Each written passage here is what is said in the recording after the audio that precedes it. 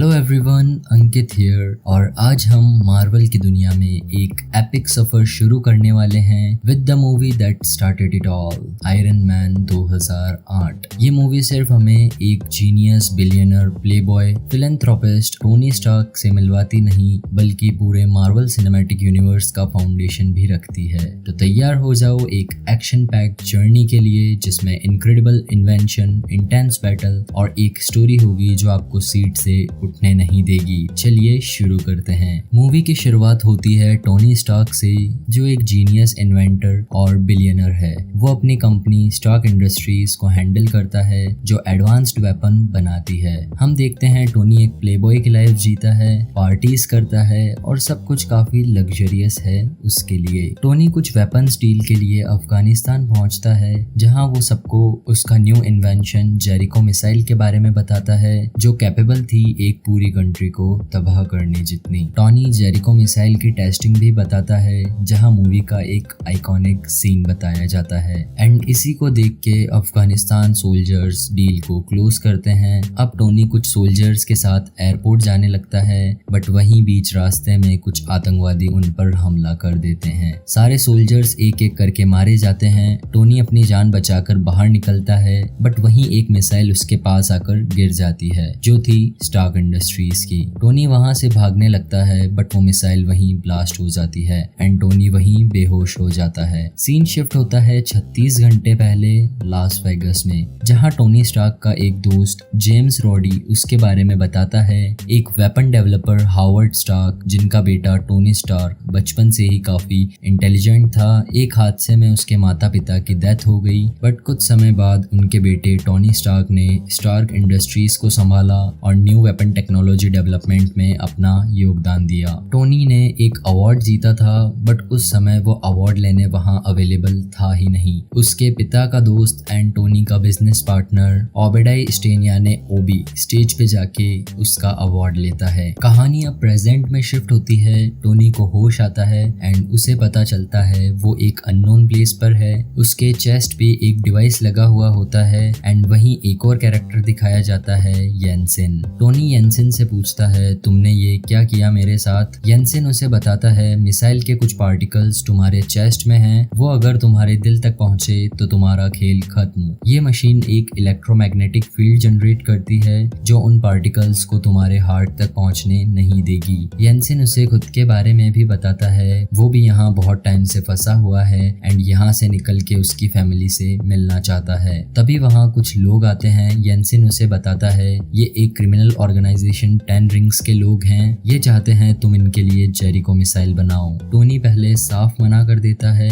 वो नहीं बनाएगा बट ये लोग उसे टॉर्चर करते हैं एंड गुफा के बाहर ले जाके उनका एरिया बताते हैं। चारों ओर स्टार्क इंडस्ट्रीज के वेपन पड़े थे। ये देख के टोनी भी शॉक था कि ये सारे वेपन्स उन लोगों के पास कहां से आए। वहीं उन लोगों का बॉस टोनी से बोलता है तुम्हारे लोग पहाड़ियों के बीच तुम्हें नहीं ढूंढ पाएंगे, अगर तुम बच के जाना चाहते हो तो तुम्हें हमारे लिए जेरिको मिसाइल बनानी होगी। कहीं ना कहीं टोनी को भी पता था अगर उसने जेरिको मिसाइल बना दी फिर भी ये लोग उसे मार देंगे बट वो उस समय उनसे डील कर लेता है एंड वो मिसाइल बनाने का काम शुरू कर देता है। सबसे पहले टोनी खुद के लिए एक छोटा सा आर्क रिएक्टर तैयार करता है। आर्क रिएक्टर एक छोटा सा डिवाइस था जो टोनी को एनर्जी जनरेट करके देगा। उसके चेस्ट पे लगे डिवाइस को टोनी उस न्यू डिवाइस से रिप्लेस कर देता है। आतंकवादी टोनी पर सीसीटीवी से नजर रखे हुए थे। उन्हें लगा था टोनी उनके लिए मिसाइल बना रहा है बट टोनी मिसाइल पे काम नहीं करता।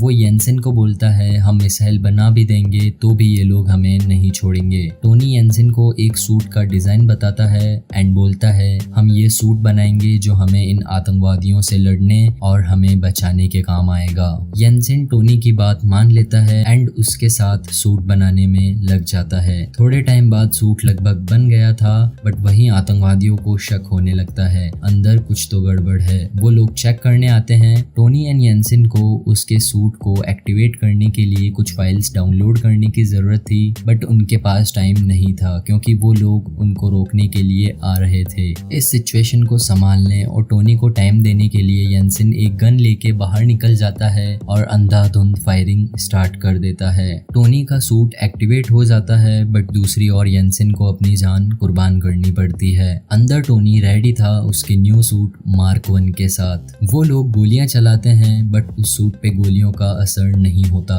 एंड टोनी सबको मारते हुए बाहर निकलता है। टोनी वहीं पड़े सभी मिसाइल्स वेपन्स को ब्लास्ट करके वहां से उड़ के निकल जाता है। कुछ देर बाद एक रेगिस्तान में जाके गिर जाता है एंड उसका सूट पूरा वहीं टूट के बिखर जाता है। क्योंकि वो अब एक खुले मैदान में आ चुका था, थोड़ी देर बाद रेस्क्यू टीम उसे ढूंढ लेती है एंड उसे बचा के वापस अमेरिका ले आया जाता है। एयरपोर्ट पर पेपर पोट्स एंड हैप्पी दोनों उसका इंतजार कर रहे थे। टोनी पेपर को बोलता है मुझे एक चीज बर्गर चाहिए एंड अभी के अभी एक प्रेस कॉन्फ्रेंस का अरेंजमेंट करो। टोनी डायरेक्ट एयरपोर्ट से पहुंचता है। प्रेस कॉन्फ्रेंस में टोनी सबको बताता है मैंने अपने जवानों को मरते हुए देखा मेरे ही कंपनी के हथियारों से जो मैंने उनकी सेफ्टी के लिए बनाए थे। मेरी आंखें खुल गई है एंड मैं आज से स्टार्क इंडस्ट्रीज के वेपन डिपार्टमेंट को बंद करने का ऐलान करता हूँ। सब लोग ये सुन के शॉक में थे एंड उससे क्वेश्चंस पूछने लगते हैं। बात को संभालने के लिए उसका बिजनेस पार्टनर ओबी सबको बोलता है टोनी एक बड़े हादसे से गुजर कर आया है इसलिए वो ऐसी बहकी बहकी बातें कर रहा है। सीन शिफ्ट होता है स्टार्क इंडस्ट्रीज में जहाँ टोनी स्टार्क बड़े वाले आर्क रिएक्टर के पास खड़ा होता है। तभी वहाँ ओबेडाई स्टेन आता है एंड उससे बात करने लगता है प्रेस कॉन्फ्रेंस के बारे में। टोनी ओबी को बोलता है हम बहुत कुछ कर सकते हैं वेपन्स बनाने के अलावा भी, हम आर्क रिएक्टर का काम फिर से शुरू कर सकते हैं। ओबी उसे बोलता है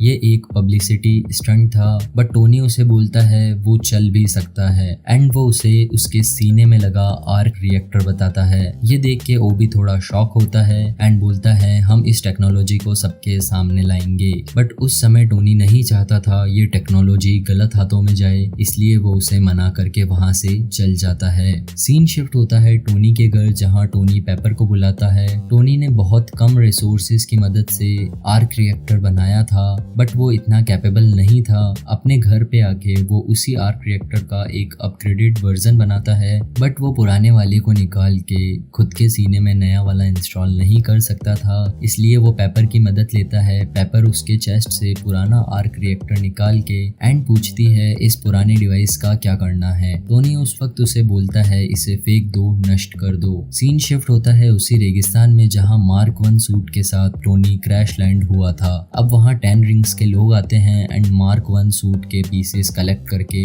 साथ ले जाते हैं। दूसरी ओर टोनी अब अपने न्यू प्रोजेक्ट मार्क 2 पर काम शुरू कर देता है। वो पुराने वाले मार्क 1 को और भी परफेक्ट बनाना चाहता था। टोनी पूरी शिद्दत से मार्क 2 पर काम करने लग जाता है। सबसे पहले वो सूट के पैर पर काम करता है ताकि वो उसे उड़ने में हेल्प करे। उसके लेग्स रेडी होते हैं एंड वो टेस्ट करने के लिए 10% एनर्जी का यूज करते हुए उसे चलाता है बट वो एनर्जी बहुत ज्यादा थी एंड वो एकदम से उछल कर नीचे गिर जाता है। टोनी धीरे धीरे अपने मॉडल को इम्प्रूव करता है, पैरों के साथ हाथों का डिजाइन भी बनाता है एंड इस बार वो 1 एंड 2.5% पावर यूज करता है एंड वो अब उड़ने लगा था। धीरे धीरे उसका सूट इम्प्रूव होते जा रहा था। अब टोनी मार्क 2 सूट पहन लेता है एंड पूरे कंप्यूटर सिस्टम को उससे कनेक्ट करता है एंड अपनी पहली उड़ान भरता है मार्क 2 सूट के साथ। वो सूट के साथ न्यूयॉर्क सिटी के ऊपर उड़ता है एंड वहीं वो आसमान की तरफ जाने लगता है एक न्यू रिकॉर्ड बनाने के लिए। बट ज्यादा ऊपर जाने पर टेम्परेचर कम हो जाता है एंड उसके सूट पर बर्फ जमने लगती है एंड सिस्टम बंद हो जाता है। सिस्टम बंद होते ही वो इतनी ऊंचाई से नीचे गिरने लगता है। किसी तरीके से वो खुद को बचा के सूट को फिर से एक्टिवेट करके घर आ जाता है। घर आके उसे पता चलता है पेपर उसके लिए एक गिफ्ट छोड़ के गई थी। पेपर ने उसका फर्स्ट आर्क रिएक्टर पैक करके दिया था जिसपे लिखा था proof that Tony Stark has a heart. उसे देख के टोनी खुश होता है एंड वो उसे अपने पास रख लेता है। टोनी स्टार्क को पता चल गया था उसे दूसरे मेटल का यूज करना पड़ेगा अगर वो आसमान की ऊंचाई में उड़ना चाहता है तो। अब टोनी अपना new suit gold and titanium से बनाना शुरू करता है जिसमें वो रेड कलर का यूज करता है एंड यहाँ हमें कंप्यूटर पर देखने को मिलता है टोनी स्टार्क का मार्क 3 सूट। तभी उसे पता चलता है ओबी स्टैन ने एक पार्टी रखी है बट उसको नहीं बुलाया और अब क्या होना था टोनी निकल जाता है उसी पार्टी के लिए। सब लोग उसे देखकर उससे क्वेश्चंस पूछने लगते हैं। पार्टी में पहुंच के वो पेपर के साथ थोड़ा टाइम स्पेंड करता है एंड नीचे आके उसे क्रिस्टीन नाम की वही लड़की मिलती है। वो उससे बात करती है एंड उसे बताती जाती है, तुम अभी भी वेपन सप्लाई कर रहे हो, वो भी आतंकवादियों को। एंड वो टोनी को कुछ पिक्चर्स बताती है जिसमें उसे पता चलता है 10 रिंग्स टेररिस्ट ग्रुप के पास वही जेरिको मिसाइल आ चुकी है। टोनी को ये देख के गुस्सा आता है। वो उसके बिजनेस पार्टनर ओबी से पूछता है। ओबी उसे बोलता है प्रॉफिट कमाने के लिए करना पड़ता है। उसी ने वो वेपन्स उन आतंकवादियों तक पहुंचाए थे। टोनी वहां से घर पहुंचता है एंड उसके टीवी पर एक वीडियो चलती है जिसमें कुछ आतंकवादी गुलमीरा शहर से लोगों को उठा के ले जा रहे थे। औरतों और बच्चों को किडनैप किया जा रहा था एंड लड़कों को वहीं मार दिया जा रहा था। ये देख के टोनी का गुस्सा 7वें आसमान पर होता है। टोनी अपना न्यू सूट मार्क 3 टेस्ट करता है एंड पूरा सूट पहन के निकल जाता है गुलमीरा के लिए। गुलमीरा पहुंच के उसका सामना होता है उन्हीं आतंकवादियों के ग्रुप से जिन्होंने उसे किडनैप किया था। वो लोग उस पे गोलियां चलाते हैं बट उसके सूट पर गोलियों का कोई असर नहीं था। यहाँ एक एक्शन सीक्वेंस दिखाई जाती है जिसमें अब टोनी एक एक करके सभी आतंकवादियों को मारते जाता है एंड वहाँ पड़े सारे वेपन्स जेरिको मिसाइल के साथ पूरी जगह को तबाह करके वहाँ से निकल जाता है। दूसरी ओर यूएस एयरफोर्स को इतना बड़ा ब्लास्ट होने की वजह से पता चल जाता है। पहले उन लोगों को समझ नहीं आता ये कौन सा जेट है जो उनके रडार में भी ट्रैक नहीं हुआ। यूएस एयरफोर्स अपने 2 जेट्स उसके पीछे लगा देती है।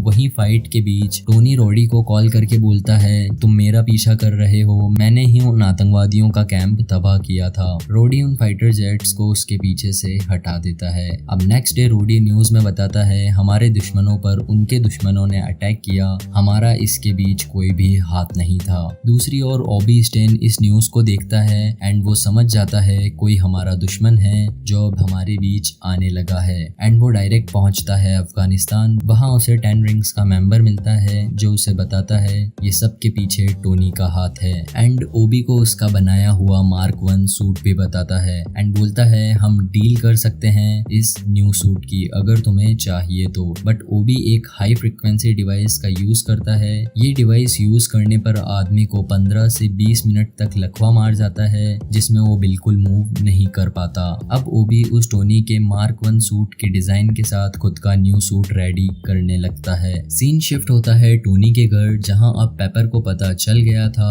गुलमीरा में हुए हादसे के पीछे टोनी का हाथ है। टोनी उससे मदद मांगता है एंड बोलता है तुम स्टार्क इंडस्ट्रीज में मेरे ऑफिस में जाके मेन कंप्यूटर से कुछ फाइल्स कॉपी करके इस पेन ड्राइव में ले आओ। पहले पेपर उसे मना कर देती है बट टोनी के समझाने पर वो उसके ऑफिस में जाके फाइल्स कॉपी करने लगती है। बट वहीं उसे कंप्यूटर में एक फाइल मिलती है जिससे उसे पता चलता है टोनी को अफगानिस्तान में मारने की प्लानिंग ओबी ने ही करी थी, उसी ने सुपारी दी थी टोनी की। पेपर वहां से सारी फाइल्स कॉपी करने लगती है बट बीच में ही ओबी वहां आ जाता है। पेपर उससे बच के फाइल्स कॉपी करती है। पेपर के ऑफिस से निकलते ही ओबी कंप्यूटर चेक करता है एंड उसे पता चलता है पेपर के पास अब सारी इंफॉर्मेशन है। वो उसे पकड़ने वाला होता है बट वहीं पेपर को एक एजेंट फिल कॉल्सन मिलते हैं एंड वो उसके साथ वहां से निकल जाती है। फिल कॉल्सन शील्ड के एक एजेंट होते हैं। शील्ड एक सीक्रेट एजेंसी है जो एडवांस टेक्नोलॉजी के थ्रेट्स को हैंडल करती है। ओबी को उसका न्यू सूट चलाने के लिए आर्क रिएक्टर की जरूरत थी।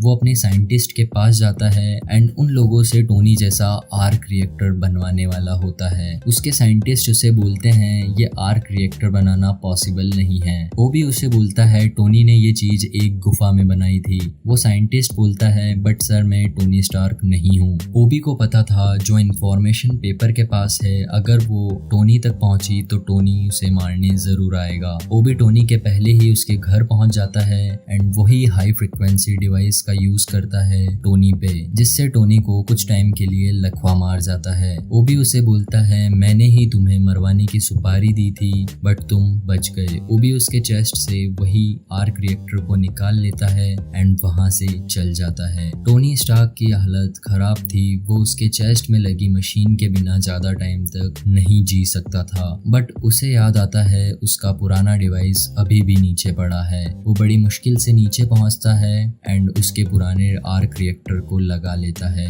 दूसरी ओर ओबेडाई स्टेन ने उसके न्यू सूट आयरन मॉन्गर को बना लिया था एंड उसको पावर देने के लिए उसमें टोनी का वही आर्क रिएक्टर लगाता है एंड वो रेडी था उसके न्यू सूट के साथ। Pepper Phil Coulson and SHIELD के कुछ एजेंट्स के साथ ओबेडाई को पकड़ने पहुंचती है एंड वहीं उन्हें पता चलता है ओबेडाई कुछ न्यू सूट पे काम कर रहा था एंड वहीं ओबी उनके सामने आता है आयरन मॉन्गर सूट के साथ। वो उन लोगों पर हमला कर देता है। पेपर किसी तरीके से खुद की जान बचाकर बाहर आती है। दूसरी ओर टोनी स्टार्क अपने न्यू सूट मार्क 3 के साथ पेपर को बचाने पहुंचता है एंड उन दोनों के बीच एक बहुत तगड़ी फाइट बताई जाती है। टोनी को पता था आयरन मॉन्गर सूट आसमान में ज्यादा हाइट पर वर्क नहीं करेगा। वो आसमान की ओर उड़ने लगता है। आयरन मॉन्गर भी उसका पीछा करता है। एक हाइट में पहुंचने के बाद आयरन मॉन्गर सूट पे बर्फ जमने लगती है एंड वो बंद पड़ जाता है एंड वहीं से आयरन मॉन्गर नीचे गिरने लगता है। टोनी के सूट की भी पावर अब खत्म होने लगी थी एंड वो भी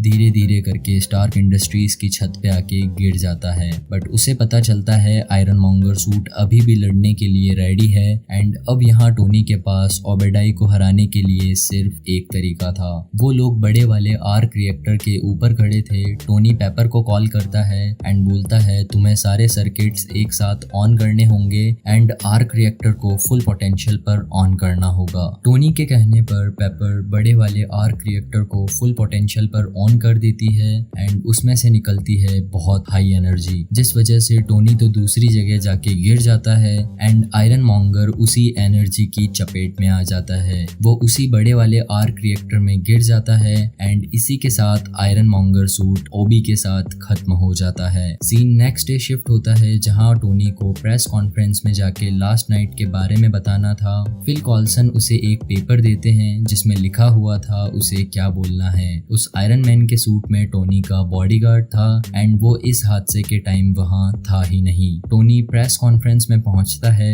वहीं कुछ रिपोर्टर्स उससे क्वेश्चंस पूछने लगते हैं। टोनी कुछ देर चुप होता है, सोचता है एंड बोलता है मैं ही आयरन मैन। एंड मूवी यहीं खत्म होती है एंड मूवी का पोस्ट क्रेडिट सीन बताया जाता है जहां नाइट में टोनी के घर में एक आदमी आया हुआ होता है। वो खुद को निक फ्यूरी बताता है, डायरेक्टर ऑफ शील्ड एजेंसी। वो उसे बोलता है मैं यहाँ आया हूँ एवेंजर इनिशिएटिव के बारे में बात करने। कहानी की शुरुआत में हमें एक मिलिट्री बेस दिखाया जाता है जहाँ कुछ साइंटिस्ट मिलके गामा रेडिएशन पे एक्सपेरिमेंट कर रहे थे। जिस साइंटिस्ट पे ये एक्सपेरिमेंट किया जा रहा था वो और कोई नहीं, कहानी का मेन कैरेक्टर ब्रूस बैनर था। वहीं कुछ तकनीकी खराबियों की वजह से एक्सपेरिमेंट फेल हो जाता है एंड ब्रूस बैनर एक भयानक दानव यानी हल्क में बदल जाता है एंड वो ना चाहते हुए भी वहां मौजूद लोगों को नुकसान पहुंचा के वहां से भाग जाता है। इसी के बीच मिलिट्री ऑफिसर थंडरबोल्ट रोज की बेटी एलिजाबेथ रोज बुरी तरह से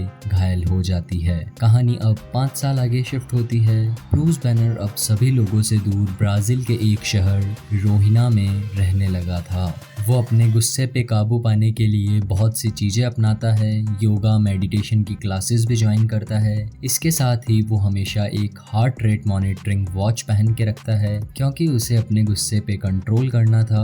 अगर उसकी हार्ट रेट 200 पहुंचती है तो वो हल्क में बदल सकता था। अपने जीवन यापन के लिए वो एक जूस फैक्ट्री में काम करता है।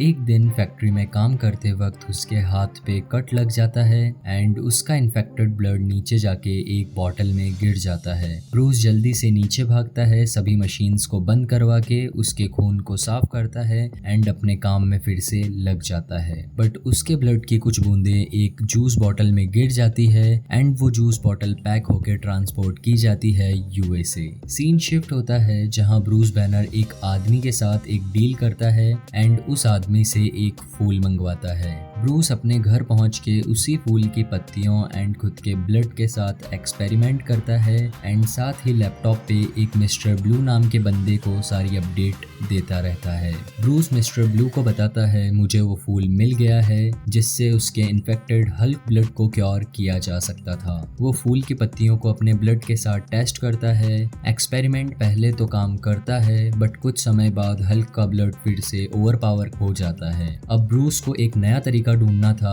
उसके हल्क ब्लड को क्योर करने के लिए। सीन यूएसए में शिफ्ट होता है जहां हमें दिखाई देते हैं स्टैनली। वो अपने फ्रिज खोल के एक जूस की बोतल से जूस पीते हैं बट जैसे ही वो जूस पीते हैं उनकी हालत खराब हो जाती है एंड वो वहीं गिर जाते हैं। इस बात का पता थंडरबोल्ट रोज को चलता है। वो अपने स्टाफ से पूछते हैं ये घटना कहाँ घटी थी। वो लोग उसे बताते हैं यूएसए में स्टैनली नाम के बंदे ने जूस की बोतल से जूस पिया एंड उसके बाद से उसकी हालत खराब खराब हो गई। थंडरबोल्ट पूछता है ये जूस की बोतल कहाँ से आई थी, तो वो बताते हैं ब्राजील के एक जूस फैक्ट्री से। थंडरबोल्ट को शक हो जाता है ब्रूस कहीं ना कहीं इसी फैक्ट्री में काम कर रहा है। वो अब अपनी एक टीम बनाता है जिसका लीडर रहता है एमिल ब्लॉन्स्की। थंडरबोल्ट अपनी टीम के साथ निकल जाता है ब्राजील के लिए ब्रूस बैनर को पकड़ने। वो लोग ऑलरेडी फैक्ट्री से ब्रूस बैनर का एड्रेस ले चुके थे एंड टीम मिलके डायरेक्ट नाइट में उसके घर पहुंचती है। बट ब्रूस को उनके आने का पता चल जाता है एंड वो अपने घर से निकलकर भाग जाता है। यहाँ एक बहुत लंबी चेजिंग सीक्वेंस भी बताई जाती है जहाँ एमिल ब्लॉन्स्की अपनी पूरी टीम के साथ ब्रूस को पकड़ने की कोशिश कर रहा था। ब्रूस बैनर को भागते देख उसके पीछे कुछ गुंडे पड़ जाते हैं। ब्रूस भागते भागते उसी जूस फैक्ट्री में पहुंचता है। उसके पीछे वही गुंडे पड़े थे एंड सबसे पीछे एमिल ब्लॉन्स्की ने भी उनको अंदर जाते हुए देख लिया था। वो गुंडे ब्रूस बैनर को पकड़ लेते हैं एंड उससे झगड़ा करने लगते हैं। ब्रूस काफी ट्राई करता है अपने गुस्से पे कंट्रोल करने का, बट एमिल ब्लॉन्स्की की टीम वहां पहुंच के उसे पकड़ने लगती है एंड ब्रूस का गुस्सा बढ़ जाता है एंड जैसे ही उसकी हार्ट रेट 200 प्लस पहुंचती है उसका शरीर हल्क में बदल जाता है एंड अब गुस्से में हल्क एमिल ब्लॉन्स्की की पूरी टीम की हालत खराब कर देता है एंड वहीं शहर में तबाही मचा के वहां से दूर भाग जाता है। एमिल ब्लॉन्स्की इतने बड़े राक्षस को देख काफी हैरान था एंड वो जाकर थंडरबोल्ट रोज को रिपोर्ट करता है हम बस ब्रूस बैनर को पकड़ने वाले थे, बट उसी वक्त वहां बहुत बड़ा हरे कलर का राक्षस आ गया जिसने हमारी पूरी टीम का भरता बना दिया। थंडरबोल्ट उसे बताता है वो राक्षस और कोई नहीं ब्रूस बैनर ही था। ये बात सुन के एमिल ब्लॉन्स्की बहुत क्यूरियस हो जाता है एंड वो थंडरबोल्ट से पूछता है ब्रूस को ये ताकत कहाँ से मिली, मुझे भी ऐसी ताकत चाहिए। थंडरबोल्ट उसे एक रूम में लेके जाता है एंड उसे देते हैं डॉक्टर रेनस्टाइन का बनाया हुआ सुपर सोल्जर सीरम। एंड अगर आपको नहीं पता तो मैं बताना चाहूंगा ये सीरम वही सीरम था जो कैप्टन अमेरिका मूवी में स्टीव रॉजर्स को दिया गया था सेकेंड वर्ल्ड वॉर के time. Scene again Bruce Banner पे शिफ्ट होता है जहां उसकी आंख खुलती है एंड वो खुद को एक जंगल में पाता है। ब्रूस वहां से मेन रोड पे जाता है एंड उसे वहां एक गाड़ी वाला मिलता है। वो उससे मदद मांगता है एंड उसके साथ मैक्सिको की ओर निकल जाता है। मैक्सिको पहुंच के ब्रूस अपने एक पुराने दोस्त स्टैन से मदद मांगता है।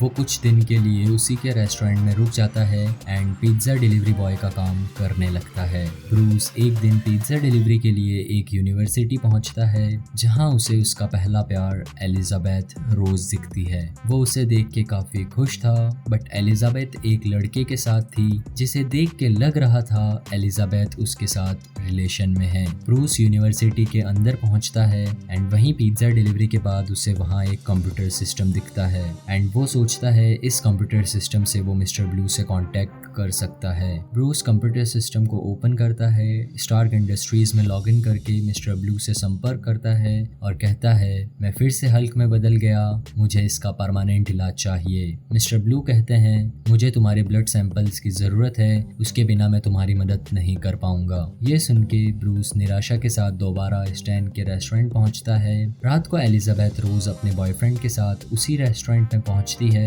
ब्रूस इसे देखकर शर्मिंदा होकर वहां से निकल जाता है, लेकिन एलिजाबेथ ने ब्रूस को देख लिया था और वो उसे ढूंढने के लिए वहां से निकल जाती है। ब्रूस रेस्टोरेंट से निकलकर रात में अकेले रोड पे जा रहा था एंड वहीं पीछे से एलिजाबेथ रोज उसके पीछे आती है। वो उसे देख के काफी खुश होती है एंड पूछती है तुम इतने दिन कहाँ थे, मैंने तुम्हारा 5 साल इंतजार किया। ब्रूस बताता है मैं अपनी हल्क वाली बीमारी के साथ खुद को सभी लोगों से दूर रख रहा था, मैं फिर से तुम्हें या किसी और को नुकसान नहीं पहुंचाना चाहता। वो उससे पूछती है मैं तुम्हारी किस तरह से मदद कर सकती हूँ। ब्रूस बोलता है मुझे मिस्टर ब्लू से बात करनी होगी, वही मेरे ब्लड से गामा रेडिएशन को न्यूट्रलाइज करके मुझे ठीक कर सकते हैं। वो दोनों अगले दिन मॉर्निंग में यूनिवर्सिटी पहुंचते हैं, बट एक रात पहले ब्रूस ने स्टार्क इंडस्ट्रीज में लॉगिन किया था, इसी वजह से थंडरबोल्ट रोज को उसका पता चल गया था एंड अब थंडरबोल्ट अपनी टीम के साथ उसी यूनिवर्सिटी में पहुंचता है। इसी टीम में सुपर सोल्जर एमिल ब्लॉन्स्की भी शामिल था।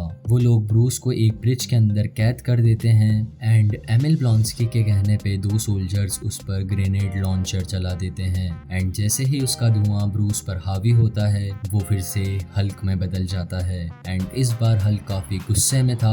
वो एक एक करके सभी लोगों को मारने लगता है। उस पे गोलियों का बिल्कुल असर नहीं था, इवन बड़े बड़े टैंक्स को भी वो चुटकियों में तबाह कर रहा था।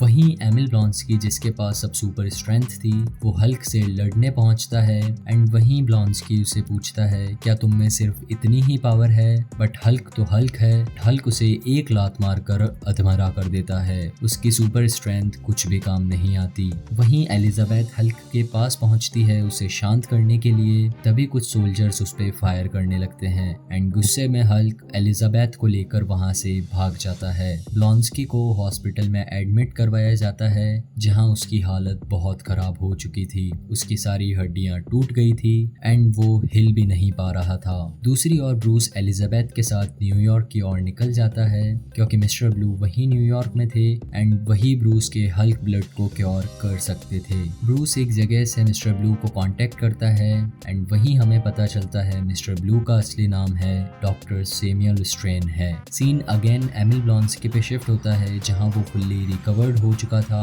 एंड वो थंडरबोल्ट के पास जाके उसे बोलता है मुझे किसी भी तरह ब्रूस को पकड़ना है, जब तक मैं उसे नहीं पकड़ूंगा मुझे शांति नहीं मिलेगी। उसी बीच ब्रूस मिस्टर ब्लू से न्यूयॉर्क में मिलता है एंड अपनी पूरी कहानी बताता है एंड पूछता है क्या तुम मुझे फिर से नॉर्मल इंसान बना पाओगे।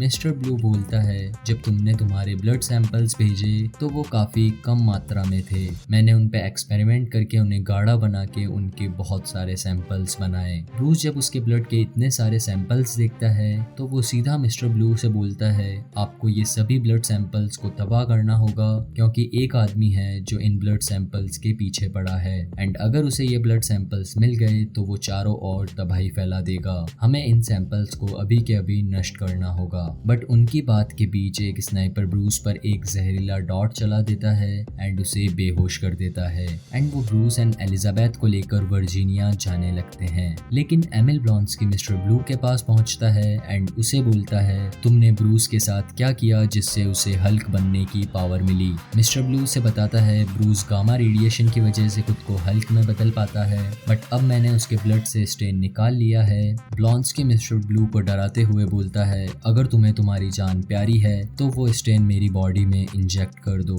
एंड अब उसे ना चाहते हुए भी ब्लॉन्स्की की बॉडी में वो हल्क का स्टेन इंजेक्ट करना पड़ता है। बट क्योंकि एमिल ब्लॉन्स्की की बॉडी में सुपर सोल्जर सीरम पहले से था एंड उसके ऊपर से वो स्टेन इंजेक्ट किया गया था, इसी रिएक्शन की वजह से वो हल्क की जगह बन जाता है एक भयानक राक्षस अबोमिनेशन। एंड जब ब्लॉन्स्की अबोमिनेशन बनता है वो खुद की बॉडी से कंट्रोल खो देता है एंड वहां तबाही मचा देता है। इसी तबाही के बीच मिस्टर ब्लू गिर के बेहोश हो जाता है एंड उसके ब्लड से हल्क का ब्लड मिक्स हो जाता है। On the other hand abomination उसकी न्यू पावर्स के साथ शहर में तबाही मचाने लगता है। हेलीकॉप्टर में बैठे ब्रूस एलिजाबेथ एंड थंडरबोल्ट को जब ये बात पता चलती है कि ब्लॉन्स्की ने हल्क का ब्लड खुद की बॉडी में इंजेक्ट किया है, सिर्फ ब्रूस ही अबोमिनेशन को रोक सकता था एंड ब्रूस उसी वक्त हेलीकॉप्टर से कूद जाता है। बट क्योंकि हल्क का स्टेन उसकी बॉडी से निकल गया था वो हवा में हल्क में नहीं बदलता एंड सीधा जाके जमीन में धंस जाता है। लेकिन थोड़ी देर बाद जमीन से हल्क का मुक्का निकलता है। ब्रूस का शरीर फिर से हल्क में बदल गया था एंड अब यहाँ अबोमिनेशन एंड हल्क के बीच एक बहुत तगड़ी फाइट सीक्वेंस दिखाई जाती है। दोनों एक दूसरे पे हावी होने लगते हैं बट अबोमिनेशन के पास super soldier serum and Hulk की पावर थी। उन दोनों की लड़ाई में अबोमिनेशन हल्क पर हावी होने लगता है। उनकी लड़ाई बहुत भयंकर चलती रहती है, चारों तरफ तबाही हो रही थी एंड उन्हीं की लड़ाई के बीच जिस हेलीकॉप्टर में एलिजाबेथ एंड थंडरबोल्ट बैठे थे वो हेलीकॉप्टर क्रैश हो जाता है। हेलीकॉप्टर क्रैश होने की वजह से फ्यूल लीक होने लगता है एंड उसमें आग लग जाती है। वहां एक बड़ा ब्लास्ट हो सकता था बट हल्क अपनी फुल पावर के साथ अपने हाथों से एक ताली बजाता है जिससे हवा की एक लहर बनती है एंड हेलीकॉप्टर में लगी आग बुझ जाती है। एंड जब हल्क एलिजाबेथ एंड थंडरबोल्ट की जान बचा रहा था उसी बीच पीछे से फायदा उठाते हुए अबोमिनेशन हल्क पे अटैक कर देता है।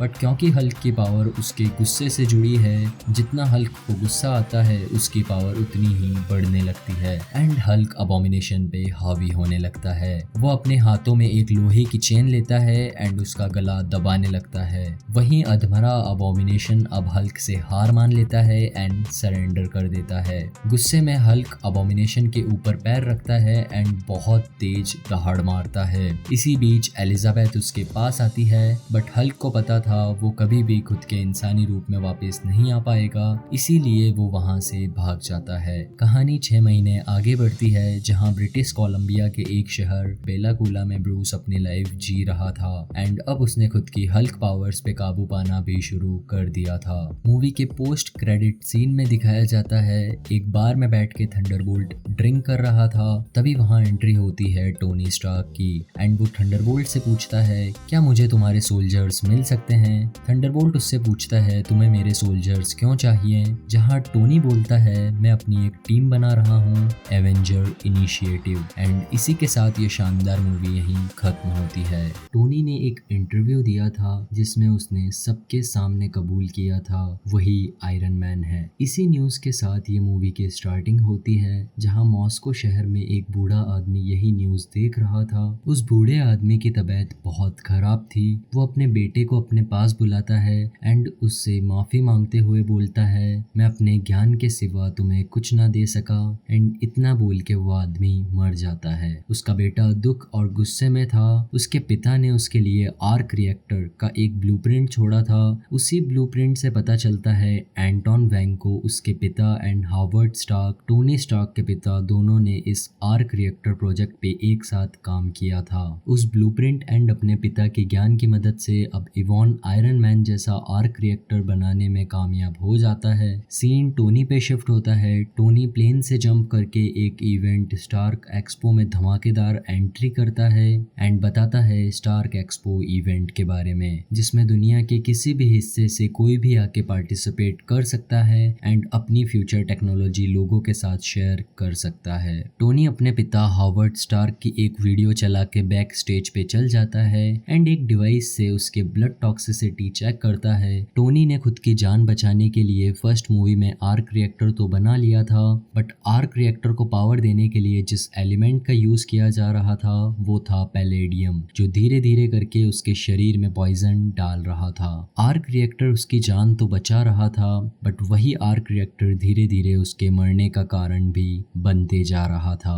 इवेंट से बाहर निकलते ही टोनी को एक लड़की मिलती है जो उसे कोर्ट में पेश होने के लिए बोलती है एंड एक कोर्ट का समन ऑर्डर पकड़ाती है। टोनी अगले दिन यूएस कोर्ट में पहुंचता है एंड उसके खिलाफ मुकदमा चलाया जाता है कि उसके पास एक हाईटेक सूट है जो किसी अमीरजादे के पास नहीं होना चाहिए। टोनी अपनी गवाही में बोलता है ये सूट मुझसे जुड़ा है एंड मैं खुद को गवर्नमेंट के हवाले नहीं कर सकता। तभी जेम्स रोडी एंड एक वेपन एक्सपर्ट जस्टिन हैमर को बुलाया जाता है। जस्टिन ने ही टोनी के सूट को गवर्नमेंट को देने के लिए अपील की थी ताकि वो उस टेक्नोलॉजी को खुद के वेपन्स में यूज करके गवर्नमेंट के साथ एक लंबा कॉन्ट्रैक्ट ले सके। वहीं जज कुछ फोटोज टीवी पे दिखाते हैं जिसमें बाकी देश भी टोनी जैसा सूट बनाने में लगे थे एंड यूएस गवर्नमेंट के पास ये सूट की टेक्नोलॉजी नहीं आएगी तो यूएस गवर्नमेंट आर्मी में बहुत पीछे रह जाएगी। बट टोनी उस प्रोजेक्टर को हैक कर लेता है एंड कुछ ऐसी वीडियोस प्ले करता है जिसमें बाकी देश सूट बनाने में नाकाम थे।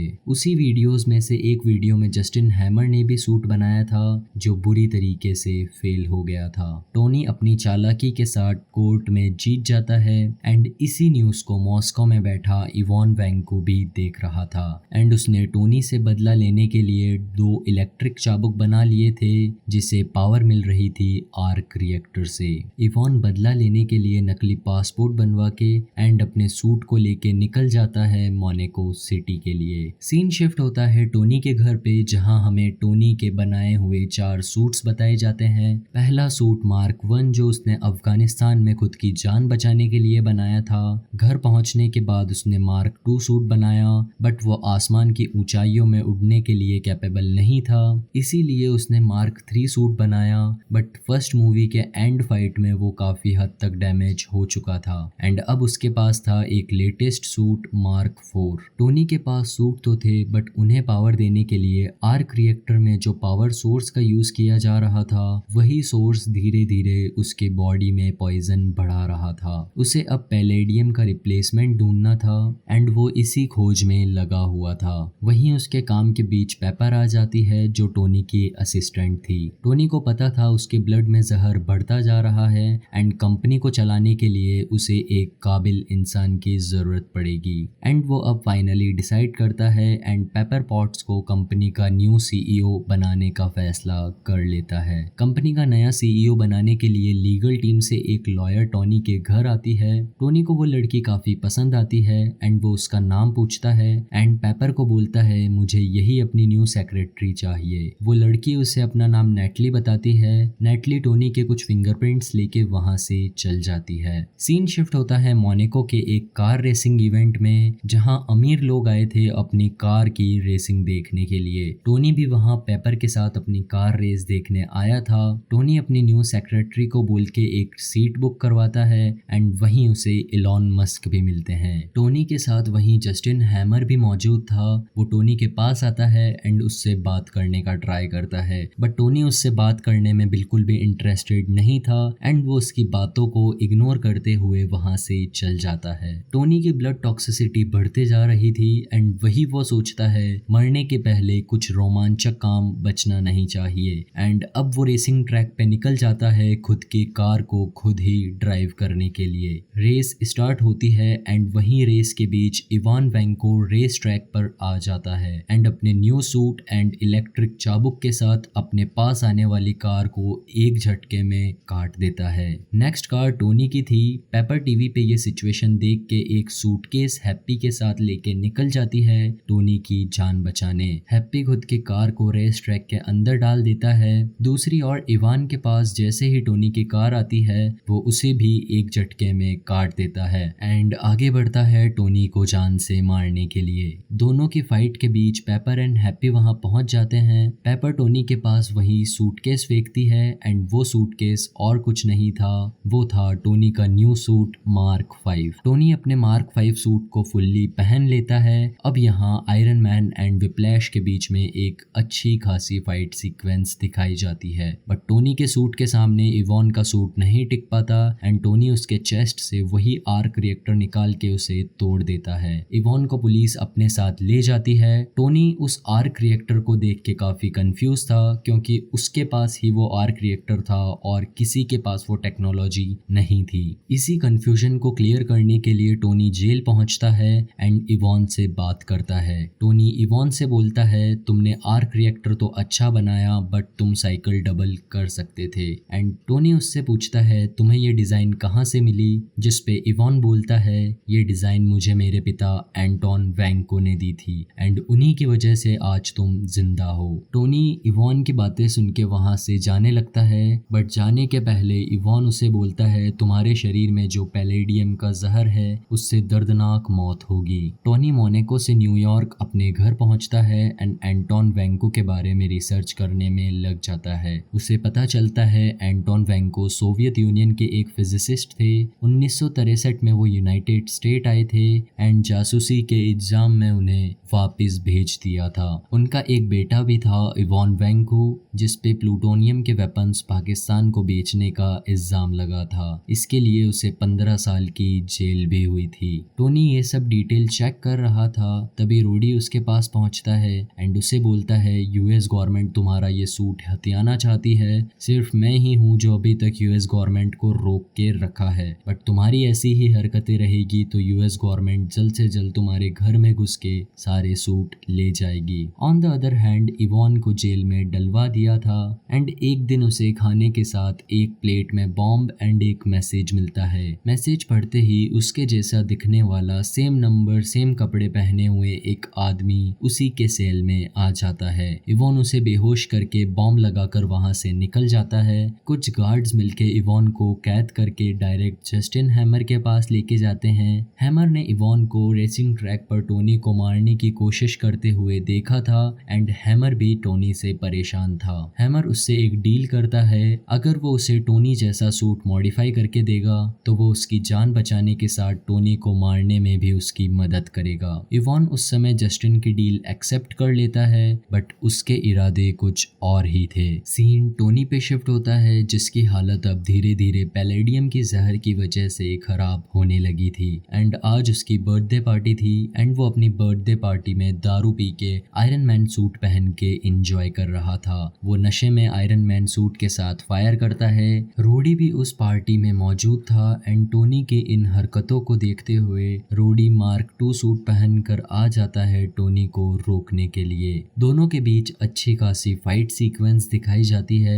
वहीं टोनी एंड रोडी दोनों मिलके एक दूसरे पर एक साथ फायर करते हैं एंड उसी फायर से एक बहुत बड़ा ब्लास्ट होता है एंड रोडी टोनी का मार्क 2 सूट पहनकर वहां से निकल जाता है। रोडी मार्क 2 सूट के साथ next day Edward air force base पहुंचता है एंड अपने सीनियर ऑफिसर्स को वो सूट बताता है। ऑफिसर्स उस सूट को देख के काफी खुश थे क्योंकि अब उनके पास भी एक हाई टेक्नोलॉजी वाला सूट था। ये सूट उनको हेल्प करने वाला था बाकी दुनिया के टेक्नोलॉजी से आगे निकलने में। सीन मूवी के सेकंड हाफ में शिफ्ट होता है जहां शील्ड से निक फ्यूरी टोनी को मिलने पहुंचते हैं। फ्यूरी उसे अपने साथ एक टीम में शामिल करना चाहते थे बट टोनी उस समय उनकी बातों को सीरियस नहीं लेता। बट तभी उसकी सेक्रेटरी नेटली वहां पहुंचती है जिसका असली नाम एजेंट रोमानोव था एंड वो लीगल डिपार्टमेंट से नहीं बल्कि शील्ड की एक एजेंट थी जिसे टोनी पर नजर रखने के लिए उसके साथ रखा गया था।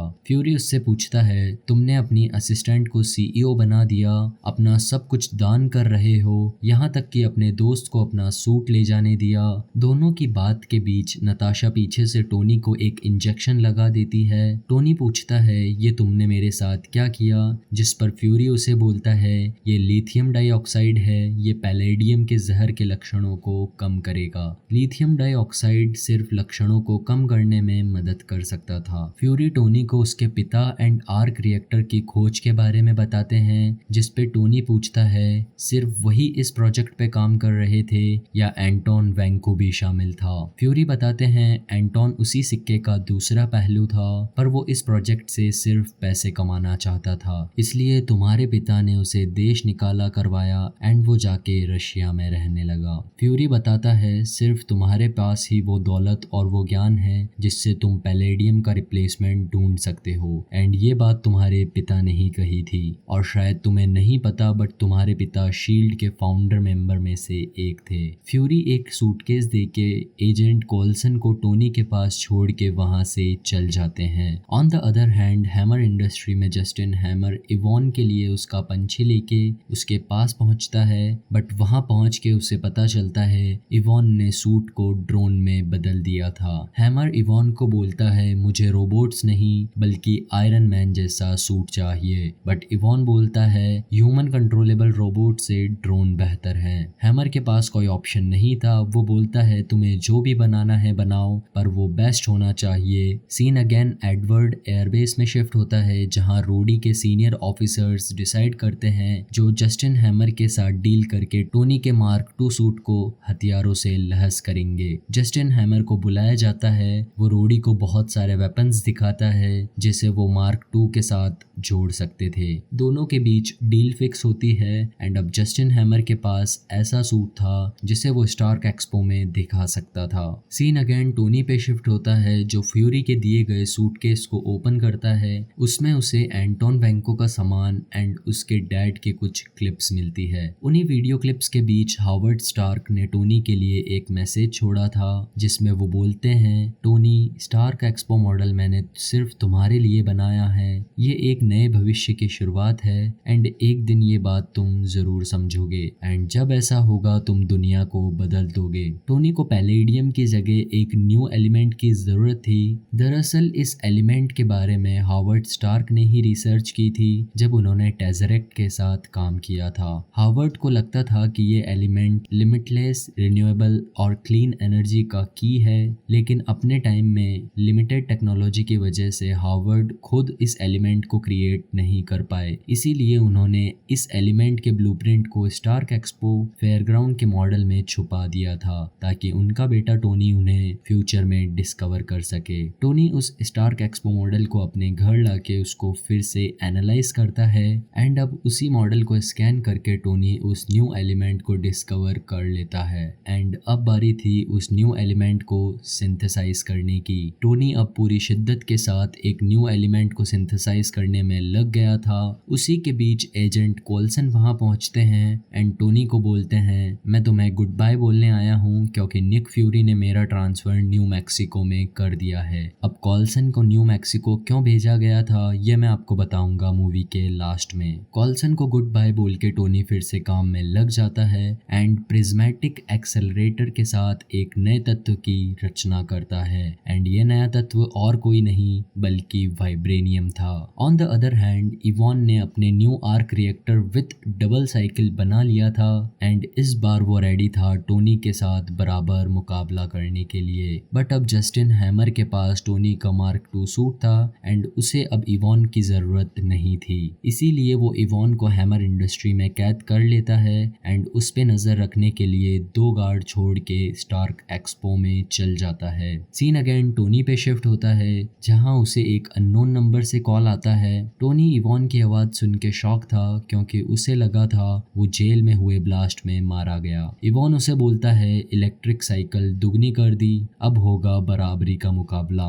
टोनी इवॉन की लोकेशन ट्रैक करने का ट्राई करता है बट उसे एग्जैक्ट लोकेशन नहीं मिलती। बट उसे शक हो गया था जस्टिन हैमर ही है इन सब के पीछे। सीन स्टार्क एक्सपो में शिफ्ट होता है जहां जस्टिन हैमर ऑडियंस को उसके बनाए drone and modified mark 2 suit दिखाता है जिसे अंदर से रोडी कंट्रोल कर रहा था। तभी उस इवेंट में आयरन मैन की एंट्री होती है उसके नए सूट मार्क 6 के साथ जिसमें कोर एनर्जी के लिए यूज किया गया था वाइब्रेनियम। टोनी रोडी को आके बताता है इवॉन जिंदा है एंड यहाँ एक बहुत बड़ा हमला हो सकता है। इवॉन ने रोडी के सूट एंड बाकी ड्रोन्स को हैक कर लिया था एंड वो अब सभी सूट के साथ आयरन मैन पे हमला करवा देता है। एक बेहतरीन चेजिंग सीक्वेंस दिखाई जाती है जिसमें सभी रोबोट्स एंड रोडी आयरन मैन के पीछे पड़े थे। टोनी एक एक करके सभी सूट्स को ब्लास्ट करते जाता है। जस्टिन हैमर बैक स्टेज पे जाके चेक करता है क्या हुआ, तभी उसे पता चलता है इवॉन ने सॉफ्टवेयर को हैक कर लिया है। नताशा हैप्पी के साथ हैमर इंडस्ट्रीज के लिए निकल जाती है इवान को रोकने। नताशा एंड हैमर इंडस्ट्रीज के गार्ड के बीच भी एक फाइटिंग सीक्वेंस बताई जाती है जहां नताशा एक एक को मारते हुए आगे बढ़ती जाती है बट अंदर जाके उसे पता चलता है इवॉन वहां से निकल चुका है। नताशा रोडी के सॉफ्टवेयर को फिक्स करती है एंड अब रोडी आयरन मैन मार्क 2 सूट को कंट्रोल कर सकता था। रोडी एंड आयरन मैन दोनों साथ थे एंड तभी वहां इवॉन अपने new suit whiplash and 2 electric चाबुक के साथ वहां पहुंचता है। आयरन मैन एंड रोडी दोनों मिलके उसका मुकाबला करते हैं। एक बहुत अच्छी फाइट सीक्वेंस भी दिखाई जाती है बट विप्लैश दोनों इलेक्ट्रिक चाबुक से रोडी एंड टोनी को पकड़ लेता है एंड अब टोनी रोडी से बोलता है हमें एक साथ फायर करना होगा एंड दोनों एक दूसरे पे एक साथ फायर करते हैं जिसके साथ एक बड़ा ब्लास्ट होता है एंड विप्लैश का पूरा सूट खराब हो जाता है। इवॉन ने सभी सूट्स को एक साथ ब्लास्ट मोड में डाल दिया था एंड कुछ ही देर में सभी सूट्स एक साथ ब्लास्ट होने वाले थे। पेपर भी एक रोबोट के पास खड़ी थी बट टोनी उसे टाइम पे पहुंच के वहां से उड़ा के बचा लेता है। मूवी के लास्ट में पेपर एंड टोनी के बीच एक किसिंग सीन बताया जाता है एंड इसी के साथ ये शानदार मूवी यहीं खत्म होती है। मिड क्रेडिट सीन में टोनी एक रूम में बैठा होता है जहां फ्यूरी आके उसे बोलते हैं हम तुम्हें टीम में तो शामिल नहीं कर सकते बट अभी के लिए हम टोनी को एज ए कंसल्टेंट रख सकते हैं। अगर आपको याद हो तो टोनी हल्क मूवी के पोस्ट क्रेडिट सीन में थंडरबोल्ट रोज के पास पहुंचता है उसके सोल्जर्स को खुद की टीम में मिलाने के लिए। अगर आपने अभी तक द इनक्रेडिबल हल्क का एक्सप्लेनेशन नहीं देखा है तो डिस्क्रिप्शन में आपको वीडियो लिंक मिल जाएगी, वहां से जाके आप एक बार चेकआउट कर सकते हैं। मूवी के मिड क्रेडिट सीन में हमने देखा था एजेंट कॉल्सन का ट्रांसफर न्यू मैक्सिको कर दिया था एंड मूवी के पोस्ट क्रेडिट सीन में हमें बताया जाता है एजेंट कॉल्सन न्यू मैक्सिको पहुंच चुका है एंड वही न्यू मैक्सिको के एक इलाके में हमें एक हैमर दिखाया जाता है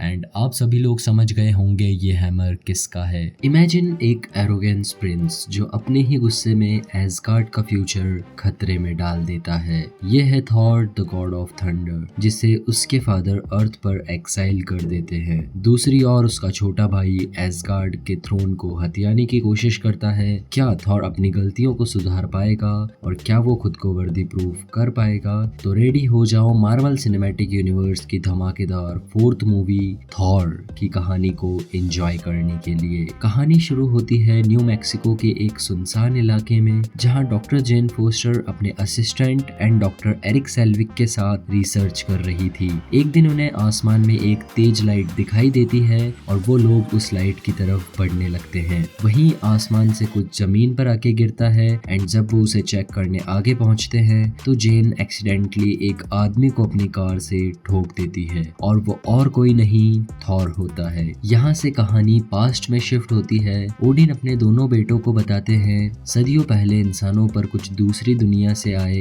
बर्फीले दानवों फ्रॉस्ट जायंट ने अटैक किया था एंड वो एक एक करके सभी इंसानों को मारने लगे। उन लोगों की मदद करने ओडिन अपने फौज के साथ अर्थ पर आकर फ्रॉस्ट जायंट्स के साथ युद्ध करते हैं। दोनों के बीच एक भयानक युद्ध होता है बट फ्रॉस्ट जायंट्स ओडिन की सेना के सामने नहीं टिक पाते एंड ओडिन उन्हें अर्थ से खदेड़ते हुए उनके प्लेनेट योटनहाइम में लेके जाते हैं। इसी युद्ध में ओडिन को अपनी एक आंख भी गंवानी पड़ी थी बट काम खत्म हुआ। उन्होंने फ्रॉस्ट जायंट को हरा के उनके प्लेनेट का पावर सोर्स छीन लिया था। युद्ध के बाद ओडिन एसगार्ड लौटते हैं। वहीं हम व्यूवर्स को एक विशालकाय एसगार्ड दिखाया जाता है जिनका राजा था खुद ओडिन। ओडिन अपने दोनों बेटों को कहानी सुनाने के साथ बताता है एक अच्छा राजा वही है जो कभी लड़ाई की शुरुआत ना करे बट जरूरत के समय तैयार रहे। सीन कुछ साल आगे शिफ्ट होता है। ये वो दिन था जब ओडिन के बड़े बेटे थॉर का राज्याभिषेक होने जा रहा था।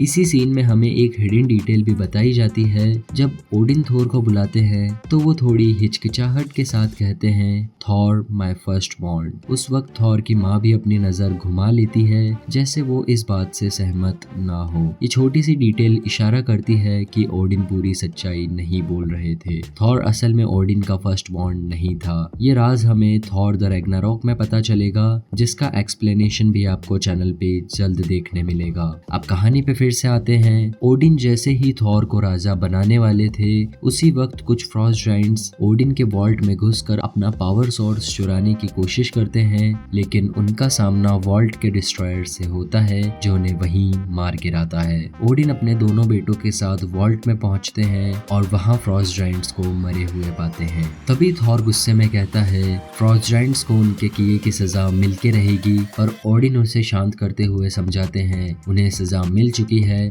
थॉर फिर भी गुस्से में कहता है वो लोग आज वॉल्ट में घुस आए, वो कभी भी हम पर अगला हमला कर सकते हैं, हमें उन्हें सबक सिखाना होगा। लेकिन ओडिन उसे याद दिलाते हैं फ्रॉस्ट जायंट्स के साथ की गई संधि के बारे में और यह कहकर वहां से चल देते हैं। थॉर अब भी गुस्से में अपने रूम में चला जाता है। तभी वहां लोकी आता है और कहता है वो लोग हम पर हमला कर सकते हैं लेकिन पिताजी के खिलाफ जाए बिना हम लोग कुछ नहीं कर सकते। इसके बाद थॉर के साथी फेंड्रल, होगन, वॉलस्टैक एंड सिफ भी वहां पहुंच जाते हैं और थॉर अपने साथियों के साथ मिलके फ्रॉस्ट जायंट्स के साथ जंग करने के लिए निकल पड़ता है। वो लोग बायफ्रॉस्ट के पास पहुंचते हैं। बायफ्रॉस्ट एक ब्रिज है जो एसगार्डियंस को 9 रेल्म्स में ट्रेवल करने में मदद करता है। वहां उन्हें एसगार्ड के पहरेदार हेमडाल मिलता है जिसका काम एसगार्ड को सभी बाहरी आक्रमणों से बचाने का था। हेमडाल उन फ्रॉस्ट जायंट्स को नहीं देख पाया, उन्हें नहीं रोक पाया। इसी वजह से अब हेमडाल को थॉर की बात मानते हुए उनके लिए ब्रिज खोलना पड़ता है। हेमडाल उन्हें ब्रिज खोलने के साथ बोलता है एक बार आपके वहां पहुंचने पर मैं बायफ्रॉस्ट को बंद कर दूंगा, नहीं तो बायफ्रॉस्ट की ताकत पूरे योटनहाइम को तबाह कर देगी। वो लोग योटनहाइम फ्रॉस्ट जायंट्स के प्लेनेट पहुंचते हैं और वहां उनका राजा लोफी उनके सामने होता है। थॉर का गुस्सा कंट्रोल से बाहर हो जाता है और उनके बीच लड़ाई शुरू हो जाती है। थॉर अपने साथियों के साथ लड़ता तो है लेकिन ओडिन वहां आके उन्हें रोक देते हैं एंड अपने साथ एसगार्ड ले जाते हैं। ओडिन थॉर के इस गुस्से और एरोगेंस को देखते हुए उसकी सभी पावर्स और उसका माइटी हैमर म्योनिर ले लेते हैं और उसे अर्थ पर एक्साइल कर देते हैं एंड थॉर के साथ माइटी हैमर म्योनिर पे भी एक स्पेल लगा के उसे भी अर्थ पर फेंक देते हैं। बट फ्रॉस्ट जायंट्स के साथ फाइट के समय एक चीज नोटिस करने वाली थी। जब फ्रॉस्ट जायंट्स किसी को भी छू रहे थे तो वहां से वो आदमी जमने लगता था बट जब एक फ्रॉस्ट जायंट ने लोकी को छुआ तो उसकी बॉडी जमने की जगह ब्लू होने लगी। अब ये क्यों हुआ ये हमें आगे पता चलेगा। सीन अगेन अर्थ पर प्रेजेंट टाइम में शिफ्ट होता है एंड वो उसे गाड़ी में बैठा के हॉस्पिटल ले जाने लगती है और हम देख पाते हैं म्योनिर भी आसमान से अर्थ पर गिर जाता है। सीन उस जगह शिफ्ट होता है जहां म्योनिर गिरा था। एक आदमी वहां से निकल रहा था, उसे वो हैमर दिखाई देता है एंड वो वो उसे उठाने का ट्राई करता है, बट वो उसे नहीं उठा पाता। एक एक करके उसके दोस्त, गांव के लोग, सभी लोग वहाँ इकट्ठा हो जाते हैं एंड एक एक करके हैमर को उठाने लगते हैं। कोई भी इस काबिल नहीं था कि उस हैमर को हिला भी पाए। वहीं हमें स्टैनली का एक कैमियो दिखाया जाता है, वो भी हैमर को उठाने का ट्राई कर रहे थे बट उसे हिला भी नहीं पाते। आयरन मैन 2 मूवी के पोस्ट क्रेडिट सीन में हमने देखा था शील्ड से फिल कॉल्सन मैक्सिको पहुंचते हैं। सेम सीन के साथ कॉल्सन वहां पहुंचता है। अब शील्ड क्या है एंड कॉल्सन कौन है, इसके बारे में अगर आप थोड़ा बहुत जानना चाहते हैं तो हमारी आयरन मैन 2 मूवी का एक्सप्लेनेशन आप लोग देख सकते हैं। डिस्क्रिप्शन में आपको वीडियो लिंक मिल जाएगी। वापस स्टोरी पे आते हैं तो Jane Foster doctor Erik Selvig के साथ उसी लाइट पे रिसर्च करने लगती है जो उन्होंने एक रात पहले देखी थी। जेन को लगने लगा था वो चीज और कुछ नहीं, दूसरी दुनिया में जाने का रास्ता था, एक वॉर्म होल, एंड उनके सवालों का जवाब थॉर दे सकता था। वो लोग थॉर को हॉस्पिटल से अपने घर लेके आते हैं एंड उससे पूछते हैं वो वहाँ कैसे पहुंचा, क्या हुआ था। मीनवाइल एसगार्ड में थॉर के सभी साथी चिंता में थे। वो लोग सोच रहे थे हेमडाल को किसने बोला राजा तक ये बात पहुंचाने के लिए, जिस पर लोकी बोलता है उसी ने सबकी जान बचाने के लिए हेमडाल को राजा तक भेजा था। लोकी को हमेशा से गद्दी पर बैठना था। वो उन लोगों को बोलता है हम राजगद्दी पर एक घमंडी और लापरवाह को नहीं बैठा सकते। इतना बोल के वो वहाँ से चल जाता है। लोकी वहाँ से निकल के सीधा वॉल्ट में पहुँचता है और फ्रॉस्ट जायंट्स के उस पावर सोर्स को टच करता है। तभी पीछे से ओडिन वहाँ आ जाते हैं एंड उसे रोक लेते हैं। लोकी अपने पिता से पूछता है आखिर मैं कौन हूँ। इस पर ओडिन कहते हैं तुम मेरे बेटे हो। लेकिन जैसे ही लोकी पीछे मुड़ता है उसका चेहरा फ्रॉस्ट जायंट्स जैसे दिखने लगा था। शॉक्ड और हर्ट लोकी फिर से पूछता है मुझे सच बताओ मैं सच में कौन हूँ। फ्रॉस्ट जायंट्स के साथ जंग के बाद एक मंदिर में उन्हें एक छोटा सा बच्चा मिला जो अकेला और लाचार था। उस बच्चे को ओडिन अपने साथ ले आए और वो बच्चा और कोई नहीं लोफी का बेटा था। लोकी को अब एहसास होने लगता है कि वो ओडिन की असली संतान नहीं है और शायद इसी वजह से थॉर को राजगद्दी पर बैठाया गया। गुस्से और दुख के साथ वो अपने पिता से सवाल पर सवाल करता है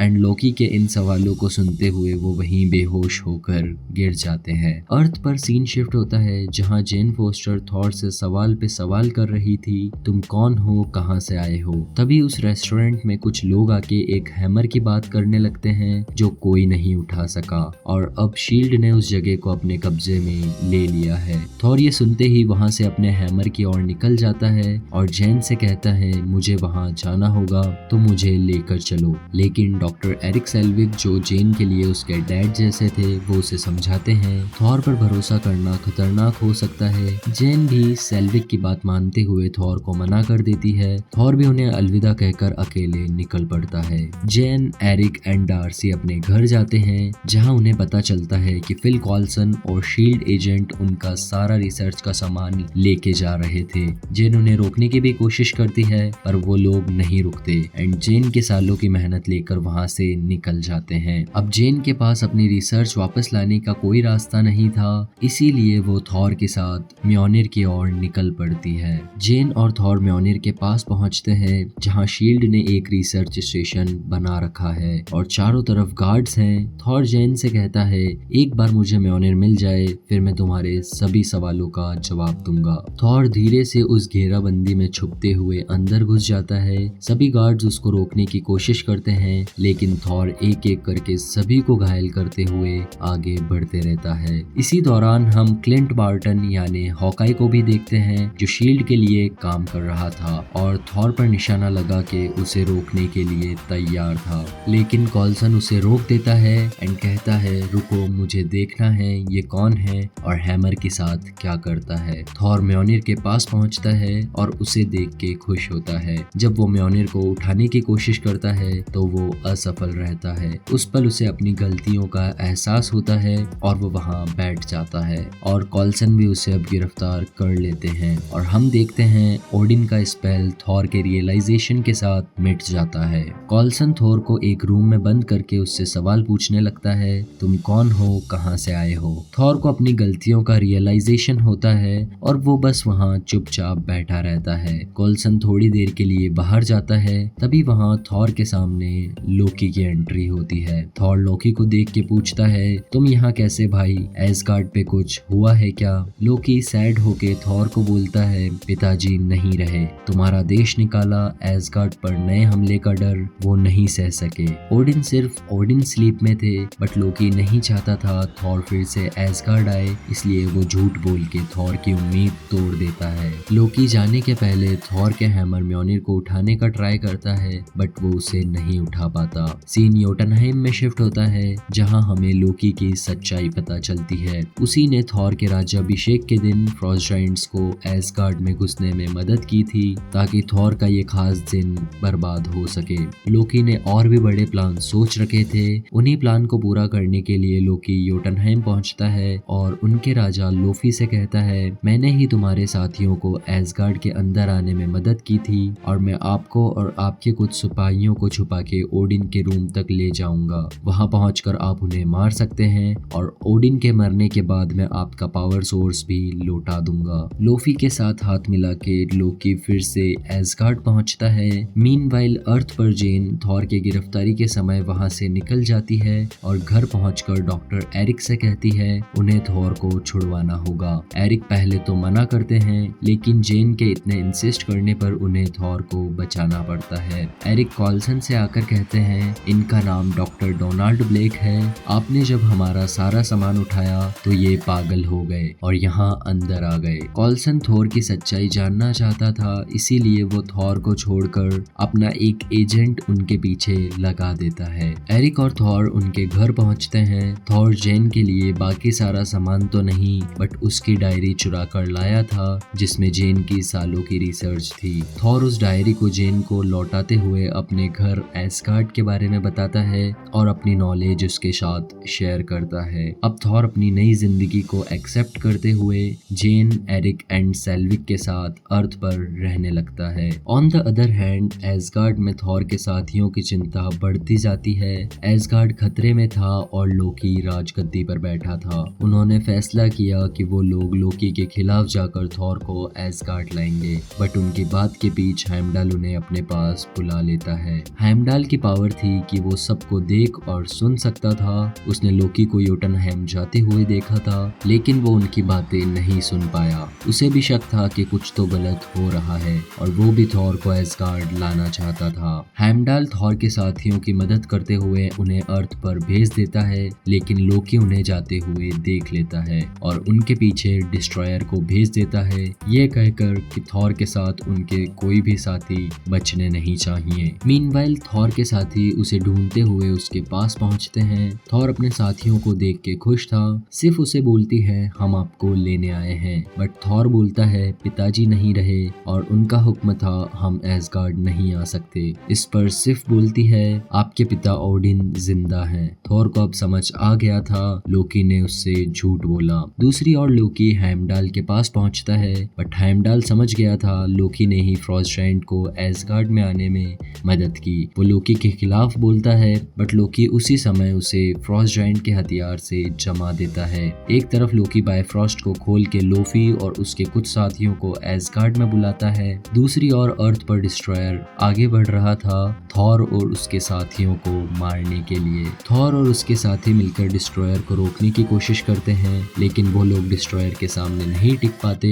और एक एक करके घायल होने लगते हैं। थॉर समझ गया था उसके साथी डिस्ट्रॉयर को नहीं रोक पाएंगे और अब बिना पावर के वो खुद डिस्ट्रॉयर की तरफ बढ़ने लगता है। वो अपने भाई से बात करते हुए कहता है, इन मासूमों ने तुम्हारा क्या बिगाड़ा है, तुम्हारी दुश्मनी मुझसे है, अगर तुम्हें कुछ भी करना है तो मेरे साथ करो। ये बात सुनते हुए डिस्ट्रॉयर रुक जाता है, लेकिन अचानक पीछे मुड़कर डिस्ट्रॉयर थॉर को मार के घायल कर देता है। थॉर वहीं गिर जाता है और घायल थॉर के पास जेन पहुंचती है। थॉर बेहोश होने लगा था, लेकिन तभी म्योनिर उसकी जगह से उड़ के सीधा थॉर के पास आ जाता है। थॉर फिर से उठकर अपनी फुल पावर में आ जाता है। अब थॉर म्योनिर को घुमाकर एक तूफान बनाता है और उसी तूफान में डिस्ट्रॉयर को तबाह कर देता है। अब थॉर अपने साथियों के साथ बायफ्रॉस्ट की तरफ जाता है एंड हेमडाल को कहता है बायफ्रॉस्ट खोलने के लिए, लेकिन एसगार्ड में लोकी ने हेमडाल को जमा दिया था। हेमडाल बर्फ को पिघलाने की कोशिश करता है और अंत में बर्फ को तोड़ के थॉर के लिए बायफ्रॉस्ट खोल देता है। थॉर जेन को वापस मिलने का वादा करके एस्गार्ड की तरफ निकल जाता है। सीन ओडिन के रूम में शिफ्ट होता है जहां लोकी लोफी को ओडिन के रूम में ले गया था। लोफी आगे बढ़ता है ओडिन को मारने के लिए, लेकिन तभी पीछे से लोफी पर अटैक करके लोकी उसे मार देता है। तभी थॉर भी वहां पहुंचता है और अपनी माँ से कहता है लोकी ने हमसे झूठ कहा, लोकी ने ही डिस्ट्रॉयर को हमें मारने के लिए अर्थ पर भेजा। लोकी थॉर पर अटैक करके बायफ्रॉस्ट की ओर बढ़ने लगता है। लोकी सभी फ्रॉस्ट जायंट को मारने और योटनहाइम को पूरी तरह से तबाह करने के लिए बायफ्रॉस्ट को पूरी ताकत से खोल देता है। बायफ्रॉस्ट की ताकत पूरे योटनहाइम को तबाह करना शुरू कर देती है।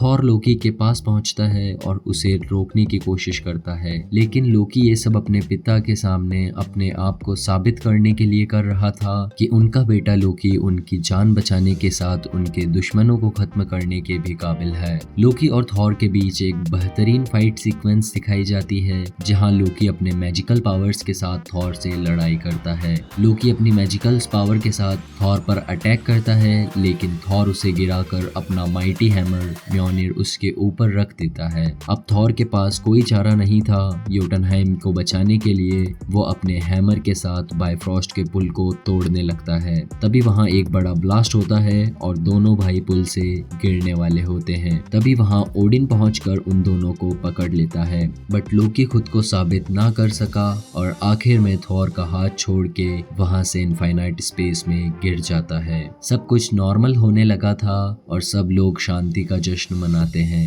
लेकिन थॉर बेचैन था क्योंकि वो जेन से किया गया वादा पूरा नहीं कर सका। बिना बायफ्रॉस्ट के वो जेन से नहीं मिल सकता था। थॉर हेमडाल के पास जाकर उसे जेन के बारे में पूछता है, जहाँ जेन ऐसे ब्रिज ऐसे रास्ते को ढूंढने की कोशिश कर रही है जिससे वो थॉर से मिल सके। और इसी के साथ ये शानदार मूवी यहीं खत्म होती है। मूवी के पोस्ट क्रेडिट सीन में हमें शील्ड का एक खुफिया अड्डा दिखाया जाता है जहाँ Nick Fury doctor Erik Selvig को बुलाते हैं एंड उन्हें एक ब्लू चमकता हुआ क्यूब दिखाते हैं जो और कुछ नहीं वो था टेज़रेक्ट। तभी हमें कांच के रिफ्लेक्शन में घायल लोकी दिखता है जिसने डॉक्टर एरिक सेल्विक पे अपना कंट्रोल बना लिया था। ये रेफरेंस था मार्वल सिनेमैटिक यूनिवर्स की 6th मूवी द एवेंजर्स का। आज हम बात करेंगे मार्वल सिनेमैटिक यूनिवर्स के पहले एवेंजर कैप्टन अमेरिका की। ये मूवी में हम देखेंगे कैसे एक छोटे गांव का लड़का जो यूएस आर्मी ज्वाइन करके अपने देश की सेवा करना चाहता था, बट खराब हेल्थ के चलते उसे हमेशा रिजेक्शन मिला। बट वक्त का काटा पलटा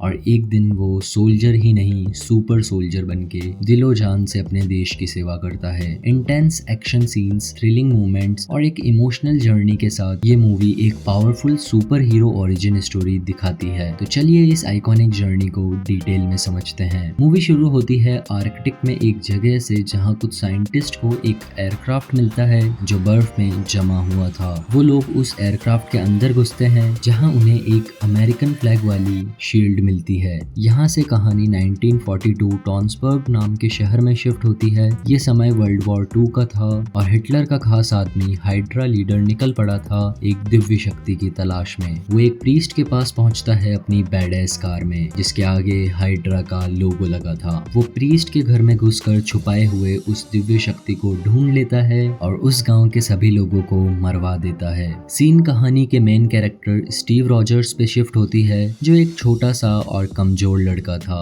जिसे नाज़ीज के खिलाफ जंग लड़के खुद के देश की सेवा करनी थी। बट कमजोर हेल्थ के चलते यूएस आर्मी रिक्रूटमेंट से वो हमेशा रिजेक्ट हो जाता। स्टीव कमजोर था बट उसमें जज्बा था। वो लड़ाई के समय मार खा लेता बट कभी भी लड़ाई से भागता नहीं। उसका एक बचपन का दोस्त भी था बकी बार्न्स जिसने हमेशा उसका साथ दिया। बकी का सिलेक्शन यूएस आर्मी में हो गया था बट ड्यूटी पे जाने के पहले वो अपने दोस्त स्टीव के साथ स्टार्क एक्सपो एग्जीबिशन में जाता है। उसी एग्जीबिशन में टोनी स्टार्क के पिता हावर्ड स्टार्क अपनी एक इन्वेंशन स्टार्क ग्रेविटिक रिवर्जन टेक्नोलॉजी के बारे में बताता है जो उस समय तो फेल हो जाती है बट आगे चल के टोनी स्टार्क खुद अपने सूट्स में उसी टेक्नोलॉजी का यूज करता है। अगर आप टोनी स्टार्क आयरन मैन कैसे बना, क्या थी उसके आयरन मैन बनने की कहानी, ये देखना चाहते हैं तो डिस्क्रिप्शन में जाके iron man origin video checkout कर सकते हैं। कहानी पे फिर से आते हैं। स्टीव अब उसी एग्जीबिशन में आर्मी रिक्रूटमेंट ऑफिस पहुंच जाता है बट बकी उसे समझाता है तुम बार बार रिजेक्ट होने के बाद भी झूठ बोल के टेस्ट दोगे तो पकड़े जाओगे। बट स्टीव में वो जुनून था अपने देश की सेवा करने के लिए। वहीं मौजूद डॉक्टर इब्राहिम एरिस्किन स्टीव की बातें सुन लेते हैं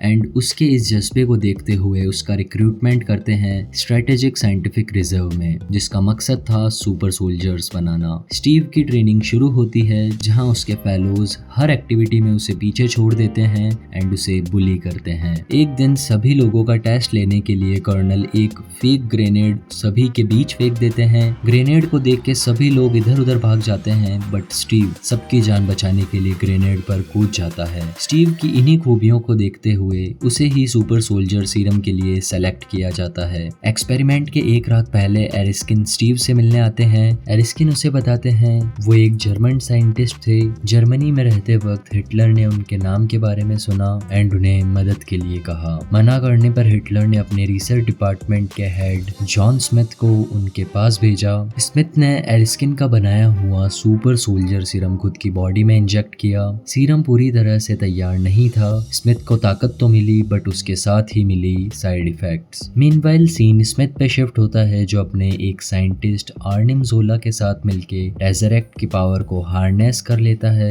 वो लोग टेज़रेक्ट की मदद से एक बार में इतनी पावर कलेक्ट कर लेते हैं जिनसे कई जंगी जहाज चल सकते थे। स्मिथ को समझ आ गया था वो अब इस ताकत के साथ पूरे अर्थ पर खुद का राज कर सकता है एंड वो लग जाता है उसी पावर्स के साथ न्यू वेपन एंड अपनी खुद की आर्मी बनाने में। सीन अगेन स्टीव पे शिफ्ट होता है। आज उसकी लाइफ का एक बड़ा दिन था। वो एजेंट कार्टर के साथ एक गवर्नमेंट के खुफिया अड्डे पे पहुंचता है। अंदर बहुत से साइंटिस्ट मौजूद थे। वहीं हमें हावर्ड स्टार्क भी बताए जाते हैं। वो लोग स्टीव की बॉडी में सुपर सोल्जर सीरम इंजेक्ट करते हैं और एक्सपेरिमेंट के बाद जैसे ही मशीन ओपन होती है, अंदर गया एक कमजोर लड़का एक लंबा चौड़ा आदमी बन चुका था। सुपर सोल्जर सीरम वर्क कर गया था। इसी सीरम से रिलेटेड कुछ फैक्ट्स मैं आपको बताना चाहूंगा। एमसीयू में स्टीव ही एक ऐसा बंदा था जिस पर ये सीरम प्रॉपरली वर्क कर जाता है, बट बाकियों पे नहीं। इनक्रेडिबल हल्क मूवी में जब ब्रूस बैनर पे सीरम का यूज किया जाता है तो वो एक खूंखार हरा मॉन्स्टर हल्क बन जाता है। अगर आपने अभी तक द इनक्रेडिबल हल्क मूवी का एक्सप्लेनेशन चेकआउट नहीं किया है तो डिस्क्रिप्शन वाली लिंक पे क्लिक करके आप चेकआउट कर सकते हैं। वापस से स्टोरी पे आते हैं तो अब सीरम के सक्सेसफुली वर्क करने पर आर्मी जनरल एंड बाकी सभी लोग एरिस्किन के पास आके उसे बधाई देते हैं, बट वहीं गवर्नमेंट ऑफिसर्स के बीच एक हाइड्रा एजेंट भी रहता है जो एरिस्किन को गोली मार कर वहां से सीरम की बोतल लेके भाग जाता है। स्टीव पैदल भागते हुए उसकी कार का पीछा करता है।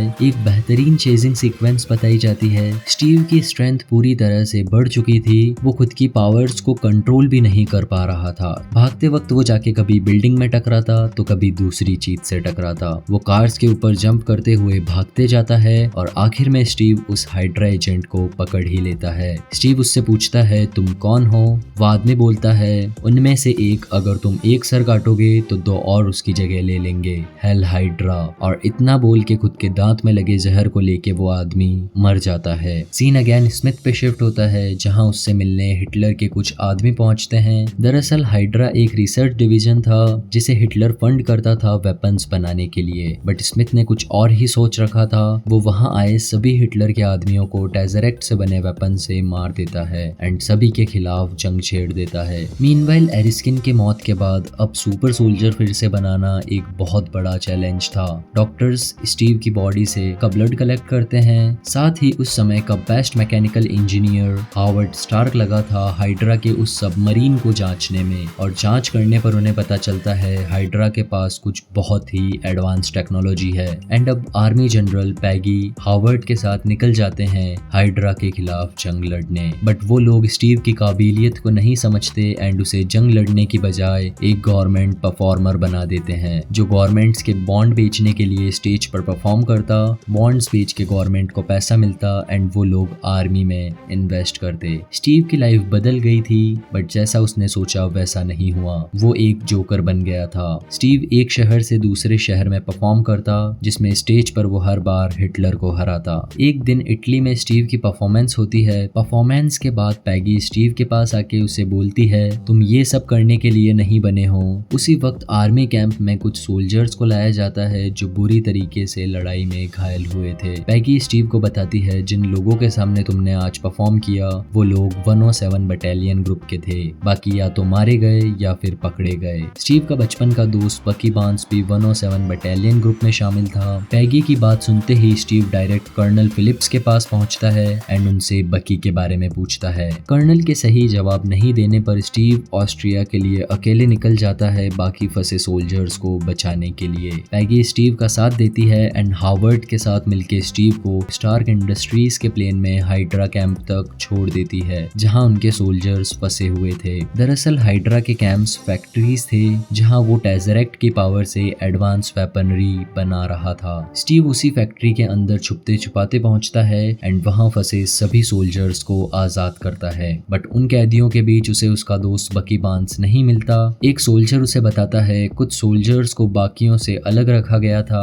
अब एक तरफ आजाद हुए सोल्जर्स हाइड्रा सोल्जर्स के खिलाफ लड़ाई छेड़ देते हैं, दूसरी ओर स्टीव अपने दोस्त बकी को ढूंढ रहा था। स्टीव को बकी आर्निम जोला के रूम में मिलता है जिस पर कुछ एक्सपेरिमेंट किए जा रहे थे। स्टीव बकी को लेके वहां से निकलता है एंड वहीं लगे मैप पर हाइड्रा की बाकी कैंप्स की लोकेशन भी देख लेता है। चारों तरफ तबाही मच गई थी। स्मिथ ने कैप्टन अमेरिका को फैक्ट्री में देख लिया था। स्मिथ पूरी फैक्ट्री में बॉम्ब टाइमर लगा के टेज़रेक्ट के साथ वहां से निकलने लगता है। एक एक करके सभी जगह ब्लास्ट होने लगता है। तभी फैक्ट्री में स्टीव का सामना होता है स्मिथ से, जहां स्मिथ अपना असली चेहरा रिवील करता है। सुपर सोल्जर सीरम की वजह से उसका पूरा फेस जल चुका था एंड वो बन चुका था रेड स्कल। पर उस समय लड़ने के बजाय स्मिथ डॉक्टर जोला के साथ वहां से निकल जाता है। सीन यूएस आर्मी कैंप में शिफ्ट होता है। कर्नल ने स्टीव को शहीद घोषित कर दिया था, बट उसी पल स्टीव सभी सोल्जर्स को छुड़वा के स्मिथ के वेपन्स एंड टैंक्स लेके आर्मी कैंप में पहुंचता है। सभी लोग अपने साथियों को देख के खुश होते हैं एंड कैप्टन अमेरिका के लिए तालियां बजाते हैं। कैप्टन पैगी एंड बाकी आर्मी ऑफिसर्स के साथ मिलके मैप्स पे उन्हीं एरियाज को टिक कराता है जहां हाइड्रा कैंप्स थे जो उसने रिमाइंड कर रखे थे। कर्नल के ऑर्डर पर अब स्टीव रेडी था एक एक करके हाइड्रा के सभी फैक्ट्रीज को तबाह करने के लिए। कैप्टन अमेरिका अपनी एक टीम तैयार करता है जिसमें बकी बार्न्स भी शामिल था। स्टीव जंग लड़ने के पहले हार्वर्ड के पास पहुंचता है जो उसे जंग में काम आने वाले कुछ वेपन शील्ड बताता है, बट स्टीव को एक शील्ड पसंद आती है जो बनी थी वाइब्रेनियम मेटल से। हार्वर्ड बताता है ये दुनिया की सबसे मजबूत धातु है जो दुनिया में सिर्फ इतनी ही है जितनी तुम्हारे हाथ में है। कैप्टन की शील्ड,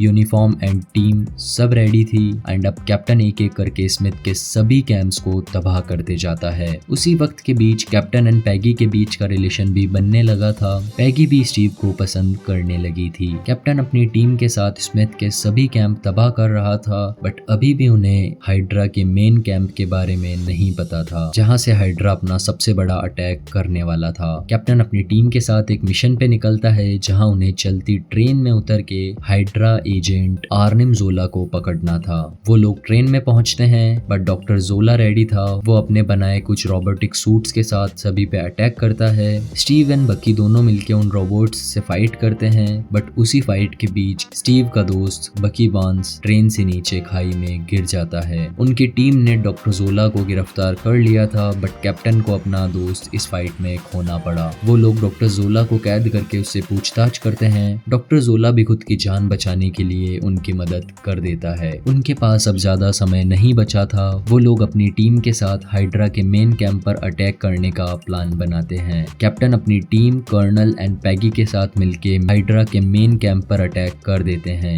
एक बेहतरीन फाइट सीक्वेंस दिखाई जाती है जहां कैप्टन दुश्मनों के छक्के छुड़ाते हुए आगे बढ़ता है। रेड स्कल अपनी जान बचाने के लिए वहां से भागता है एंड एक प्लेन के पास पहुंचता है। रेड स्कल यानी स्मिथ ने टेज़रेक्ट की मदद से ऐसे मिसाइल्स बना लिए थे जो यूएस की बड़ी सिटीज लाइक शिकागो, न्यूयॉर्क को पूरी तरह से तबाह करने के काबिल थे। स्मिथ अपने प्लेन में बैठ के वहां से मिसाइल लेके निकल जाता है, बट स्टीव भी किसी तरीके से उनके प्लेन में पहुंच जाता है। रेड स्कल एंड कैप्टन के बीच एक शानदार फाइट चलती है, बट दोनों की फाइट के बीच टेज़रेक्ट मशीन से निकल जाता है। टेज़रेक्ट एक्टिव हो जाता है एंड स्पेस में एक पोर्टल खोल देता है एंड जैसे ही रेड स्कल उसे छूता है, टेज़रेक्ट रेड स्कल को उस प्लेन से सीधा स्पेस में टेलीपोर्ट कर देता है। टेज़रेक्ट प्लेन से गिर जाता है। दूसरी ओर प्लेन ऑटो पायलट पे था न्यूयॉर्क के लिए। कैप्टन पैगी से कांटेक्ट करता है एंड उसे बोलता है इस प्लेन से पूरे न्यूयॉर्क सिटी को तबाह किया जा सकता है, तो मैं इसे न्यूयॉर्क में नहीं ला सकता, मुझे यहीं इसे क्रैश करना होगा। कैप्टन पैगी को प्रॉमिस करता है नेक्स्ट वीक डांस के लिए एंड उस प्लेन को पानी के बीच क्रैश लैंड करवा देता है। कैप्टन के इस सैक्रिफाइस से उसका देश सुरक्षित रहा।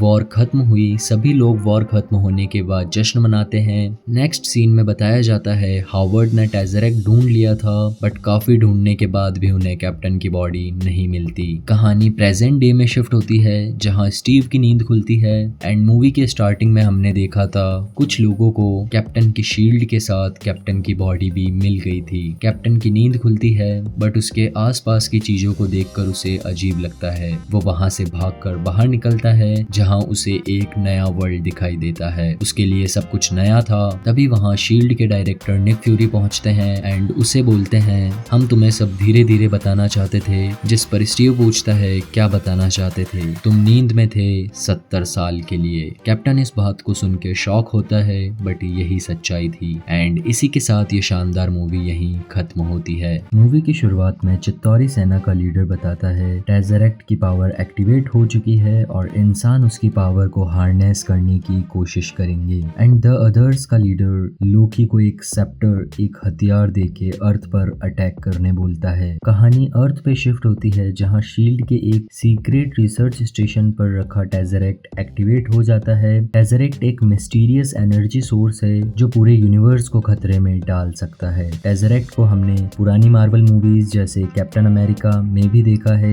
अब उसी रिसर्च स्टेशन पर शील्ड के डायरेक्टर निक फ्यूरी वहां पहुंचते हैं एंड डॉक्टर सेल्विक से टेज़रेक्ट की कंडीशन का पूछते हैं। तभी अचानक टेज़रेक्ट की पावर एक्टिवेट हो जाती है एंड वो एक वर्म होल को खोलती है जिसमें से लोकी, एसगार्ड का प्रिंस ऑफ मिसचीफ वहां पहुंचता है और टेज़रेक्ट को चुरा लेता है। उसके पास वही माइंड कंट्रोलिंग सेप्टर रहता है जिससे वो वहां मौजूद शील्ड के एजेंट क्लिंट बार्टन यानी हॉकाई एंड डॉक्टर सेल्विक को अपना गुलाम बनाकर वहां से निकल जाता है। निक फ्यूरी अपने कुछ एजेंट्स के साथ लोकी को रोकने की कोशिश करता है बट वो लोकी को पकड़ने में नाकामयाब रहते हैं एंड टेज़रेक्ट के वर्म होल को ओपन करने से जो एनर्जी निकलती है उससे रिसर्च स्टेशन में एक बहुत बड़ा ब्लास्ट होता है जिसमें पूरा रिसर्च स्टेशन तबाह हो जाता है। निक फ्यूरी इस अटैक को लेवल 7 घोषित करता है एंड लोकी से अर्थ को बचाने के लिए द एवेंजर्स इनिशिएटिव को रीएक्टिवेट करता है। फ्यूरी अब सबसे पहले नताशा रोमानोफ यानी ब्लैक विडो को भेजता है ब्रूस बैनर को रिक्रूट करने के लिए। ब्रूस बैनर जो द इनक्रेडिबल हल्क मूवी में हुई तबाही के बाद से अपनी लाइफ शांति से सबसे दूर रहकर बिता रहा था बट अब ब्लैक विडो उसके पास जाके उसे पूरी सिचुएशन समझाती है एंड बताती है हमें ब्रूस बैनर की जरूरत है टेज़रेक्ट को ढूंढने में जो गामा रेडिएशन छोड़ रहा है। दूसरी ओर निक फ्यूरी अब स्टीव रॉजर्स के पास पहुंचते हैं। स्टीव यानी कैप्टन अमेरिका जो अपनी आखिरी जंग रेड स्कल से होने के बाद लगभग 70 साल तक बर्फ में जमा रहा। अगर आप लोग स्टीव रॉजर्स कैप्टन अमेरिका का ओरिजिन वीडियो देखना चाहते हैं तो मेक श्योर डिस्क्रिप्शन में मूवी लिंक है, वहां से चेकआउट करें। फिर से मूवी पे आए तो अब फ्यूरी स्टीव को मिलके उसे लोकी और टेज़रेक्ट के खतरे के बारे में बताते हैं और अब स्टीव अपने सोल्जर नेचर के साथ मिशन के लिए रेडी हो जाता है। फ्यूरी स्टीव से कहते हैं अगर तुम मिशन में शामिल होना चाहते हो तो मुझे तुम्हें बहुत कुछ बताना होगा। तुम दुनिया को जितना अजीब समझते थे ये दुनिया उससे भी अजीब हो गई है। जिस पर स्टीव बोलता है अब मुझे किसी भी चीज से हैरानी नहीं होती बट फ्यूरी बोलता है शायद तुम गलत हो, मैं शर्त लगा सकता हूँ। सीन टोनी स्टार्क पे शिफ्ट होता है जो अपने एक न्यू प्रोजेक्ट पे काम कर रहा था, एक ऐसा आर्क रिएक्टर जो पूरी बिल्डिंग को 1 साल तक चलाने की कैपेसिटी रखता हो एंड टोनी इस प्रोजेक्ट में सक्सेस भी हो जाता है। उसने एक ऐसा आर्क रिएक्टर बना लिया था जिसकी मदद से वो पूरे स्टार्क टावर को चला रहा था। टोनी पेपर के साथ बैठा था तभी एजेंट फिल कॉल्सन वहां पहुंचते हैं एंड टोनी को लोकी और टेज़रेक्ट के खतरे के बारे में बताते हैं एंड उसे एवेंजर्स टीम में शामिल होने के लिए कहता है। अब captain America, black window and Hulk पानी के एक शिप में मिलते हैं जो शिप कुछ देर में शिप से ट्रांसफॉर्म होके एक एयरक्राफ्ट हेलिकैरियर में बदल जाता है एंड एक एडवांस टेक्नोलॉजी से शिप को इनविजिबल बना देता है। स्टीव इस टेक्नोलॉजी को देख के हैरान रहता है एंड फ्यूरी से लगाई हुई शर्त के अनुसार उसे $10 की नोट पकड़ाता है। दूसरी ओर हॉकाई एंड डॉक्टर सेल्विक को बताया जाता है जो अब लोकी के लिए काम कर रहे होते हैं। डॉक्टर सेल्विक बताते हैं उन्हें एक एलिमेंट इरिडियम की जरूरत होगी जो उल्का पिंड से निकलता है और बहुत कम मात्रा में अवेलेबल है। दरअसल वो लोग लोकी के लिए एक ऐसी मशीन बना रहे थे जिससे टेज़रेक्ट की पावर से स्पेस में एक वर्म होल ओपन कर सकें जिससे द अदर्स की चित्तौरी सेना पृथ्वी पर आके तबाही मचा सके। हॉकाई लोकी को बताता है इरिडियम हमें जर्मनी में मिलेगा। दूसरी ओर शील्ड के एजेंट अपनी टेक्नोलॉजी की मदद से लोकी को ढूंढ लेते हैं एंड फ्यूरी अब स्टीव को जर्मनी भेजता है। जर्मनी में लोकी चारों तरफ केओस क्रिएट करता है एंड एक पार्टी में जाके उस आदमी को मार देता है जिस आदमी की आंखों से वो लॉकर खुलेगा जिसमें इरिडियम रखा हुआ है। लोकी उस आदमी को मार के उसके रेटिना की कॉपी हॉकाई को भेजता है जो उस लॉकर को खोल के इरिडियम कलेक्ट कर लेता है। लेकिन तभी captain America and black widow Loki को रोकने वहां पहुंच जाते हैं। लोकी उनसे लड़ता है पर तभी वहां आयरन मैन की एंट्री होती है एंड लोकी उनके सामने नहीं टिक पाता और सरेंडर कर देता है। वो लोग लोकी को हेली कैरियर में ले जाने लगते हैं लेकिन तभी बिजलियां चमकने लगती है and God of thunder Thor की एंट्री होती है जो लोकी को उड़ा के वहां से ले जाता है। थॉर लोकी से कहता है हमें वो टेजरेक्ट चाहिए जो आपके पास है, आपको पता नहीं वो कितना खतरनाक है, वो टेजरेक्ट हमारे हवाले कर दो और हमारे साथ घर चलो। जिस पर लोकी कहता है हमारे पास वो टेजरेक्ट नहीं है। थॉर गुस्से में अपना हैमर म्योनिर उठा लेता है लेकिन उससे पहले कि वो लोकी पर वार करता आयरन मैन वहां पहुंच जाता है एंड थॉर को उड़ा के ले जाता है। आयरन मैन एंड थॉर के बीच लड़ाई चलती है। तभी कैप्टन अमेरिका वहां पहुंचता है एंड उन दोनों को रोकता है एंड थॉर को उसका हैमर नीचे रखने बोलता है। थॉर को इस बात पे गुस्सा आता है और वो अपने म्योनिर से उस पर वार करता है लेकिन कैप्टन अपनी वाइब्रेनियम शील्ड को यूज करते हैं एंड वहां एक बहुत बड़ा ब्लास्ट होता है। लोकी को शील्ड के हेली कैरियर में बने एक केज में रखा जाता है। थॉर भी अब बाकी सभी के साथ टीम में मिल जाता है जब उसे लगता है कि वो लोग भी तबाही को रोकने के लिए टेजरेक्ट को ढूंढ रहे हैं। थॉर सभी को बताता है लोकी अपनी चित्तौरी सेना को यहाँ अर्थ पर लाकर सब कुछ तबाह करना चाहता है। आयरन मैन भी वहाँ आकर बताता है वो लोग इरेडियम की मदद से टेजरेक्ट की पावर को काबू करना चाहते हैं बट उन्हें बहुत ज्यादा ऊर्जा की जरूरत पड़ेगी जो उन्हें मेरी कंपनी स्टार्क टावर से मिल सकती है। अब एक रूम में सभी लोग इकट्ठा हो जाते हैं एंड उन्हें पता चलता है शील्ड भी बहुत वक्त से टेजरेक्ट की मदद से हाईटेक वेपनरी बना रहा है। उन सभी लोगों के बीच आर्ग्यूमेंट होने लगता है क्योंकि वहाँ उन सभी के बीच लोकी का वो सेप्टर पड़ा होता है जो सभी के माइंड को मैनिपुलेट करता है। वहीं हेली कैरियर के बाहर पता चलता है हॉकाई आ चुका है एंड अपने एरोस की मदद से हेली कैरियर के एक इंजन को ब्लास्ट कर देता है। दूसरी ओर ब्रूस बैनर को अब गुस्सा आ जाता है एंड हम सभी को पता है जब ब्रूस बैनर को गुस्सा आता है तो वो एक बड़े मॉन्स्टर हल्क में बदल जाता है और चारों तरफ तबाही मचाने लगता है। दरअसल लोकी भी यही चाहता था ब्रूस बैनर हल्क बने और पूरे हेली कैरियर को तबाह कर दे। एक फाइटर जेट हल्क पर फायर करता है जिस पर गुस्सा होके हल्क उस जेट पे कूदता है एंड उसे तोड़ के क्रैश करवा देता है एंड उसी जेट के साथ क्रैश हो जाता है। दूसरी ओर दिखाया जाता है लोकी अपनी कैद से आजाद हो चुका है। थॉर उसे पकड़ने की कोशिश करता है लेकिन लोकी के माया जाल में फंसकर उसी केज में बंद हो जाता है। लोकी उस कैच को हेली कैरियर से फेंक देता है। थॉर उसी केज के साथ नीचे गिरने लगता है पर जमीन से टकराने के पहले थॉर उस केज को तोड़कर बाहर निकल जाता है। दूसरी ओर ब्लैक विडो और हॉकाई के बीच भी लड़ाई होती है बट लड़ाई के दौरान हॉकाई के सर पर एक भारी चोट लगती है जिससे उसकी कॉन्शियसनेस फिर से लौट आती है। वहीं captain America and iron man को दिखाया जाता है जो हेली कैरियर के इंजन को फिर से शुरू करने की कोशिश करते हैं। आयरन मैन अपने सूट की मदद से हेली कैरियर के फैन को फिर से स्टार्ट करता है। वहीं दूसरी ओर लोकी को दिखाया जाता है जिसे एजेंट फिल कॉल्सन रोकने की कोशिश करते हैं। उसके पास एक डिस्ट्रॉयर नाम का वेपन रहता है जो सिमिलर था थॉर 1 मूवी में बताए गए डिस्ट्रॉयर से।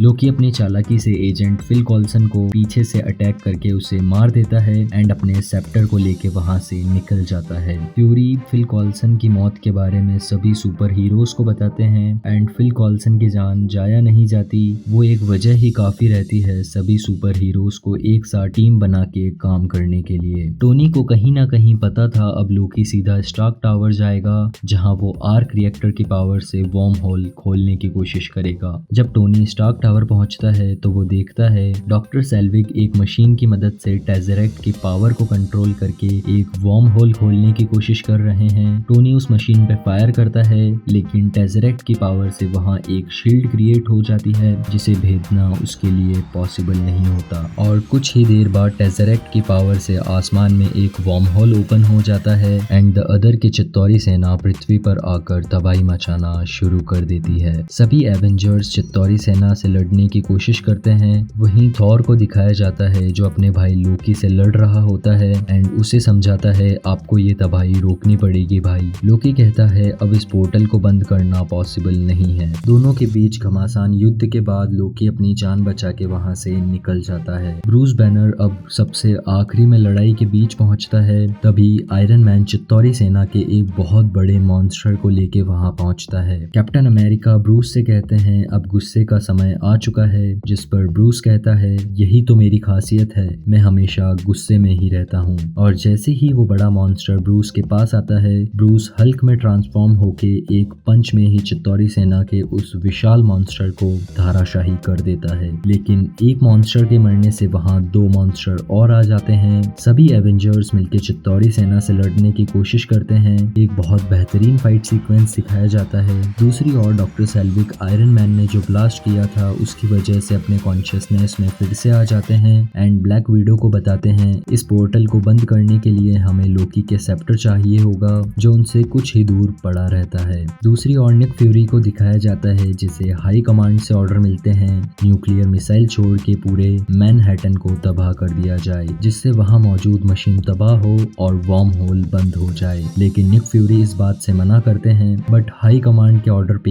एक न्यूक्लियर मिसाइल न्यूयॉर्क की ओर छोड़ दी जाती है। निक फ्यूरी आयरन मैन को बोलता है एक न्यूक्लियर मिसाइल यहाँ से छोड़ दी गई है जो सीधा न्यूयॉर्क आ रही है। ब्लैक विडो के पास लोकी का सेप्टर रहता है एंड वो सबको कहती है मैं इस सेप्टर की मदद से इस पोर्टल को बंद कर सकती हूँ। लेकिन टोनी उसे रुकने बोलता है एंड कहता है एक न्यूक्लियर मिसाइल सीधा न्यूयॉर्क की ओर छोड़ दी गई है एंड मैं जानता हूँ उसे कहाँ लेके जाना है। टोनी न्यूक्लियर मिसाइल की डायरेक्शन बदल कर उसे चित्तौरी सेना की मदरशिप की ओर मोड़ देता है, लेकिन तभी उसके सूट की पावर खत्म हो जाती है और वो गिरने लगता है। मिसाइल अपना काम कर जाती है और चित्तौरी सेना की मदरशिप एक जबरदस्त एक्सप्लोजन के साथ तबाह हो जाती है। इसके साथ ही न्यूयॉर्क में मौजूद सभी चित्तौरी सोल्जर्स बंद पड़ जाते हैं। ये एक इमोशनल मोमेंट होता है जब टोनी अपनी जान को खतरे में डालकर पूरी दुनिया और खासकर न्यूयॉर्क के लोगों की जान बचा लेता है। कैप्टन अमेरिका के कहने पर ब्लैक विडो लोकी के सेप्टर का यूज करके टेज़रेक्ट को डीएक्टिवेट कर देती है। वार्म होल धीरे धीरे बंद होने लगता है, लेकिन बंद होने के बिल्कुल पहले टोनी अर्थ पर लौट आता है,